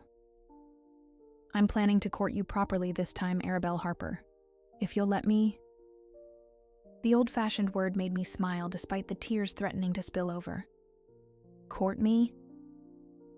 Dinner dates, long walks, flowers picked from my own garden, maybe even dancing under the stars if I can convince the Pattersons to let us borrow their old record player. His smile was soft, boyish, achingly familiar. I want to do this right. For you, for Emma, for the future we might build together. And if I decide I can't stay, if Chicago calls me back, then I'll let you go. His voice was steady, sure. But I'm hoping, we're both hoping, that you'll find reasons to stay that are stronger than your reasons to leave. I looked back toward the farmhouse, where my mother was probably starting dinner, then at the apricot tree standing sentinel in the gathering dusk. Its blossoms glowed like small pink stars in the fading light, beautiful and ephemeral and perfect. "One day at a time?" I asked. "One day at a time," he confirmed. Emma came running back to us, breathless with excitement. "Miss Arabelle, I forgot to tell you. Tomorrow is jam-making day, and Daddy said I could help if you wanted to learn too. We pick the apricots right from our tree." I felt Travis's eyes on me, patient and hopeful and full of quiet love. Somewhere in the distance, a meadowlark sang its liquid song, and the evening air carried the promise of rain and new beginnings. "I'd love to learn," I said, and meant it with every fiber of my being. That night, I sat on the porch swing long after Mom had gone to bed, watching the stars emerge one by one in the velvet sky. The apricot tree was just a dark silhouette in the moonlight, but I could smell its sweet fragrance in the night air. My phone buzzed with a text from my assistant in Chicago, asking about a presentation scheduled for next week. I stared at the screen for a long moment, then turned the phone face down on the wooden slats beside me. Tomorrow, I would learn to make jam from fruit that grew on a tree where my initials were carved beside those of the man I'd never stopped loving. Tomorrow, I would watch Emma's face light up with joy as she showed me her world. Tomorrow, I would take another step closer to a future I'd never dared to imagine. But tonight, I simply sat in the darkness and listened to the sounds of home. The whisper of wind through wheat, the distant call of a night bird, and somewhere in the gentle silence, the promise that sometimes love really does find a way. Still yours, still spring. The words echoed in my heart as I finally went inside, carrying with them the scent of apricot blossoms and the sweet possibility of second chances.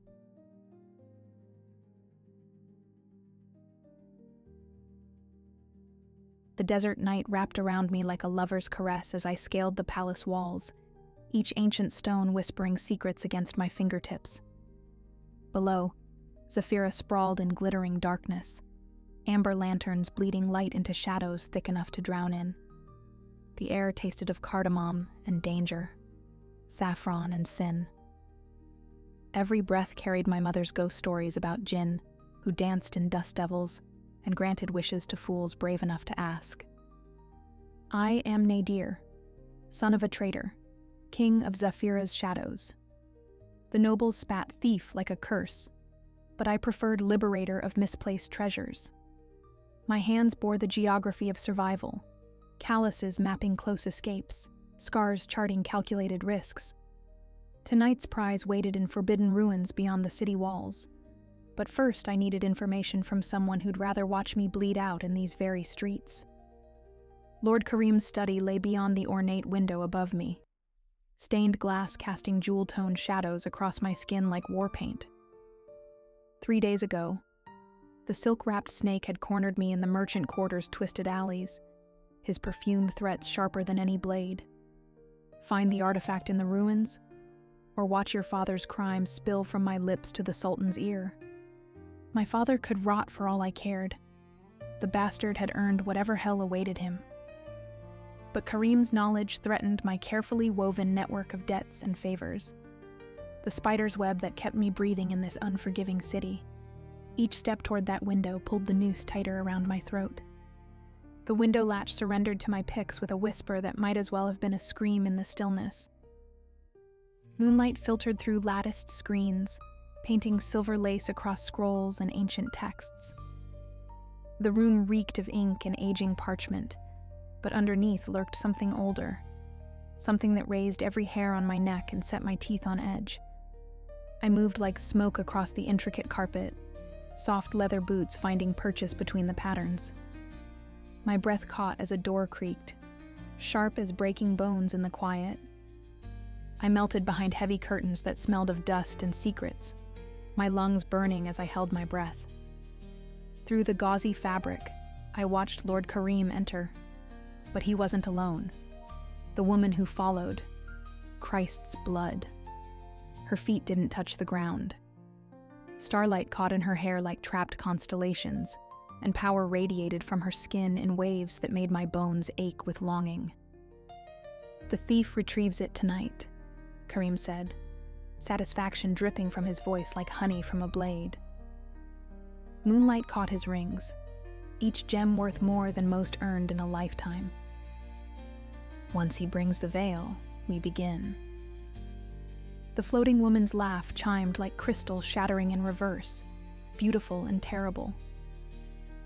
"Careful, my lord. Some prizes burn those who grasp them too eagerly." Her voice carried echoes of windswept dunes and star-drunk nights, and something deep in my chest responded like a struck chord. They drifted deeper into the palace, their words fading, but I had what I needed. A veil waited in those ruins, one that made ethereal beings take notice. Destiny coated my tongue, sweet as stolen honey and twice as dangerous. The desert beyond Zafira's walls knew my secrets, like a lover knows scars. Sand shifted beneath my feet, like liquid silver as I navigated dunes that glowed under the full moon's hungry eye. The ruins rose from the wasteland, like the skeleton of some primordial beast. Black stone columns stretching toward stars close enough to taste. Power thrummed through the air, setting my skin ablaze with anticipation. The entrance to the underground chamber lay half buried, the stone steps worn smooth by centuries of the desert wind's caress. Each step down felt like descending into another world. The air thickened with age and magic, walls gleaming with embedded crystals that cast light in patterns that hurt to look at directly. Silence pressed against my ears like cotton soaked in blood, broken only by my ragged breathing and the skitter of things better left unseen. The veil lay in the deepest chamber, the silk wrapping crumbling at my touch like ancient flower petals. Starlight had been woven into its fabric, constellations I recognized from my mother's teachings dancing across the surface in patterns that shifted when I blinked. The moment my fingers brushed the silk, the world exploded. Light tasted like lightning, smelled like the space between stars, burned like the first touch of a lover's mouth. She emerged from the radiance like flame taking human form, and the air itself bowed to her presence. Hair dark as the void between constellations flowed around her like liquid night. Her eyes held centuries of wisdom, pools of molten gold that saw straight through flesh to the trembling soul beneath. Gold bangles adorned her wrists, but these weren't jewelry. They were bonds that pulsed with their own inner fire. Her skin glowed with a radiance that cast shadows in shades I had no names for. At last, the words tumbled from her lips like a blessing and curse combined. Her voice carried notes of singing sand and windswept eternity, and something low in my belly clenched in response. "I am Aisha, Jinni of the Celestial Court, weaver of destinies, and you, Nadir the thief, have set me free." Every story warned about the dangers of dealing with jinn. Every rational thought screamed at me to run. Instead, I found myself drawn closer, caught in her gravity like a moth to a flame. The space between us crackled with an energy that made my skin sing and my breath catch. "3 boons I offer," she continued, moving with a fluid grace that made her seem to float rather than walk. Each step brought waves of her intoxicating scent, starfire and desert roses, ancient magic and infinite possibility. 3 chances to rewrite the story fate carved into your bones. Choose wisely, for every wish bears a price that burns. Her nearness made my head spin, my senses overwhelmed by her otherworldly presence. Heat radiated from her skin like fever, and I found myself wondering what those full lips would taste like, What do you gain from this arrangement? A smile curved her mouth, mysterious as moonrise. She circled me slowly, her movement stirring air that tasted of honey and lightning. Perhaps I enjoy watching mortals dance with destiny. Her fingertips brushed my shoulder as she passed, leaving trails of fire in their wake. Or perhaps your choices will write a story neither of us can imagine. The touch sent lightning through my veins, and I had to clench my fists to keep from reaching for her. That night marked the beginning of my salvation and damnation. My first wish formed on my lips like a prayer, heavy with consequence. I wish for the means to expose Lord Kareem's darkest secrets. Aisha's eyes flashed like distant lightning. She raised her hands, the gold bangles chiming like temple bells, and the air filled with dancing lights that coalesced into images, secret meetings in shadowed corners, scrolls hidden behind false walls, coins passing between trembling hands. Each scene burned itself into my mind with crystalline clarity. "Be careful, little thief," she murmured, her fingers brushing my cheek with an electric touch that left trails of starlight on my skin. The contact sent heat racing through my blood like wildfire. Knowledge cuts both ways. Lord Kareem's fall from grace sent shockwaves through Zafira's nobility. But Aisha's price revealed itself in my dreams. Nightmares filled with celestial fire that burned cold as winter. Voices speaking in tongues that made my ears bleed. Each morning, I woke to find star marks spreading across my skin, like slow-burning constellations. Each point of light, a reminder of the power coursing through my veins.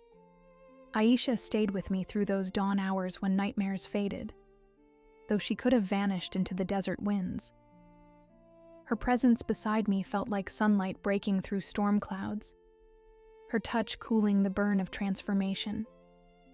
We spent nights on rooftops where the city's heat rose like invisible incense, and she taught me the true names of stars in a language that tasted like stardust. Her laughter made my heart race like a hunted thing, and when our eyes met across crowded markets, the world held its breath. Each accidental touch sent sparks dancing across my skin, adjusting her veil, reaching for the same object, standing close enough that her otherworldly warmth seeped into my bones like wine. I found myself creating excuses to be near her, craving her presence like an addict craves his poison. My second boon went toward protecting those I loved, the street children who served as my eyes and ears, the merchants who helped me fence stolen goods, the elderly couple who'd taken me in after my mother's death. Aisha's magic wove golden threads of protection around them, shimmering in my enhanced vision like morning sunlight on spider silk. But the price was steep. Each person I protected became bound to a prophecy I didn't yet understand, their fates intertwining with mine like threads in an enormous tapestry. The mortal and celestial realms were never meant to touch so closely, Aisha explained one night, as we lay among silk cushions on my hidden rooftop sanctuary. Stars wheeled overhead like scattered diamonds, and her head rested on my chest as if she could hear the way my heart beat in time with her magic. The weight of her, the warmth, it was driving me slowly mad with want. Every time they do, fate demands rebalancing. I traced the patterns of her binding marks, which had begun to fade like old guilt. Her skin felt like moonlight made solid beneath my fingertips, and I had to fight the urge to explore every inch of her with hands and mouth. What happens when they fade completely? Her eyes met mine, ancient sadness swirling in their golden depths. Then I must return to the celestial courts unless... Unless? The word came out rougher than intended, betraying the hunger building in my chest. Unless a mortal soul freely offers to take my place. Her fingers brushed my star-marked skin, sending shivers of pleasure and power through my body. The prophecy speaks of a thief marked by stars who will either bind the realms together or tear them apart forever. Understanding hit like a physical blow. I'm not just your liberator. I'm your replacement. She pulled away, the silk cushions whispering beneath her movement, but I caught her hand. The contact sent sparks of celestial fire dancing between our joined fingers, illuminating the darkness with miniature constellations. "No," she whispered, her voice carrying notes of stardust and sorrow. "I chose you because, in all my centuries of watching mortals, I've never seen a heart that burns as brightly as yours." The truth of her words resonated in my chest like a struck bell. I drew her back to me, my free hand cupping her face. Her skin felt impossibly smooth, cool, and warm at once. Then trust in that heart now. The kiss was inevitable as sunrise, her lips soft as rose petals but demanding as desert wind. She tasted of starlight and honey, of ancient magic and infinite possibility. When her tongue met mine, heat exploded through my veins like liquid gold. Her hands fisted in my hair, pulling me closer as I mapped the curve of her waist, the silk of her skin. We broke apart, gasping. Our foreheads pressed together as power crackled between us like visible lightning. Dark forces gathered as my star marks spread across my skin like blooming night flowers. Shadows whispered of beings crossing from the celestial realm. Ancient jinn who moved like oil on water and wanted Aisha returned to her bonds. Their presence turned the air thick and cold, making each breath a struggle. We ran through Zafira's labyrinthine streets, where fear mixed with night-blooming jasmine. My knowledge of the city's secrets became our shield. Hidden courtyards where fountains sang midnight lullabies, abandoned towers where desert winds played ethereal melodies, secret gardens where magic still lingered in soil centuries old. Each close escape brought us closer until I couldn't imagine existing without her starlight beside me. In quiet moments between running and hiding, we shared stories like trading precious gems. She spoke of celestial courts, where constellations danced and stars were born in breathtaking explosions of light. I told her of my mother's final days, when she hallucinated celestial beings dancing in corners, their voices calling her home. Between words, we touched, our fingers intertwining, our shoulders brushing, her head on my chest as we caught our breath. Each contact sent heat spiraling through me, building toward something that felt like destiny itself. The final boon hung between us, heavy with consequence. I could wish us both free of the prophecy, but the price would devastate both realms. I saw it in my dreams, worlds tearing apart like wet paper. I could wish her bound to the mortal world forever, but that meant trapping a being of starfire and flesh, watching her light dim like a captive star. The choice was taken from me the night the shadow jinn found us. They rose from darkness like smoke given form, their voices harmonizing in tones that made my bones vibrate and my star marks burn like brands. The air grew thick with their power, tasting of ash and endless void.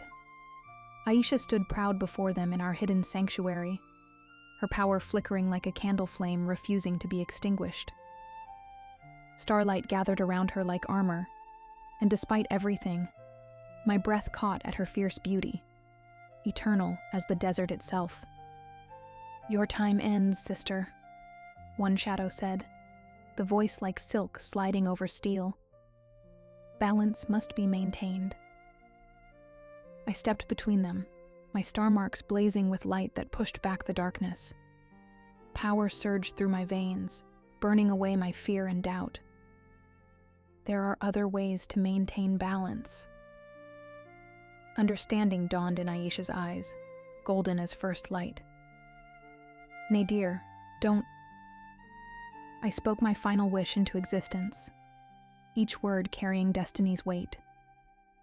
I wish for the power to choose my own fate. Magic exploded through the chamber like a star being born. My star marks burned like live coals, each point of light a window to infinity.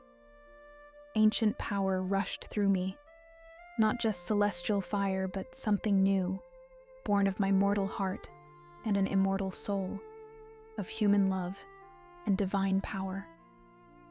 The shadow jinn recoiled as light poured from my body in waves. I reached for Aisha with hands that sparkled like the night sky, completion singing in my blood. "I choose this," I said, my voice carrying echoes of both worlds. "Not as your replacement, but as your equal." Our kiss tasted of stardust and prophecy fulfilled. Power flowed between us like water finding its level, transforming rather than transferring. My mortality mixed with her celestial fire until we became something entirely new. Beings of twilight, walkers between realms. Where our lips met, new stars were born. The shadow djinn bowed before this new magic, recognizing that balance could be found in transformation rather than separation. As they faded like mist before dawn, I pulled Aisha closer, reveling in how our energies danced and merged. "Was this your plan all along?"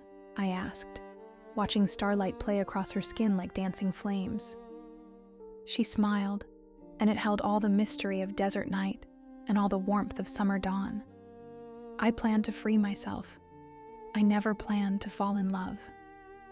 We rule the twilight hours now, moving between realms as easily as crossing market streets. The star marks on my skin have become a map of our journey, each point of light a reminder of choices made and prices paid, of love freely given and destiny embraced. Aisha's binding marks have transformed into patterns that match my own, linking us in ways deeper than magic, more eternal than fate. Each night, we dance between starlight and shadow, our powers entwined like lovers' hands. We watch over both realms, helping others find paths between what is and what could be. The desert winds carry our story to those who know how to listen, a tale of a thief who stole a genie's heart and a genie who taught a mortal to touch the stars. In the end, it wasn't power or prophecy that rewrote our destinies. It was love, freely given and freely returned. Each kiss still tastes of starlight. Each touch still sends sparks of magic dancing across our skin. We are one another's greatest wish, greatest risk, and greatest reward. And in the desert night, where magic whispers through ancient stones and starlight weaves patterns of possibility, we continue writing our story. One that proves the greatest power lies not in what we wish for, but in what we choose to become.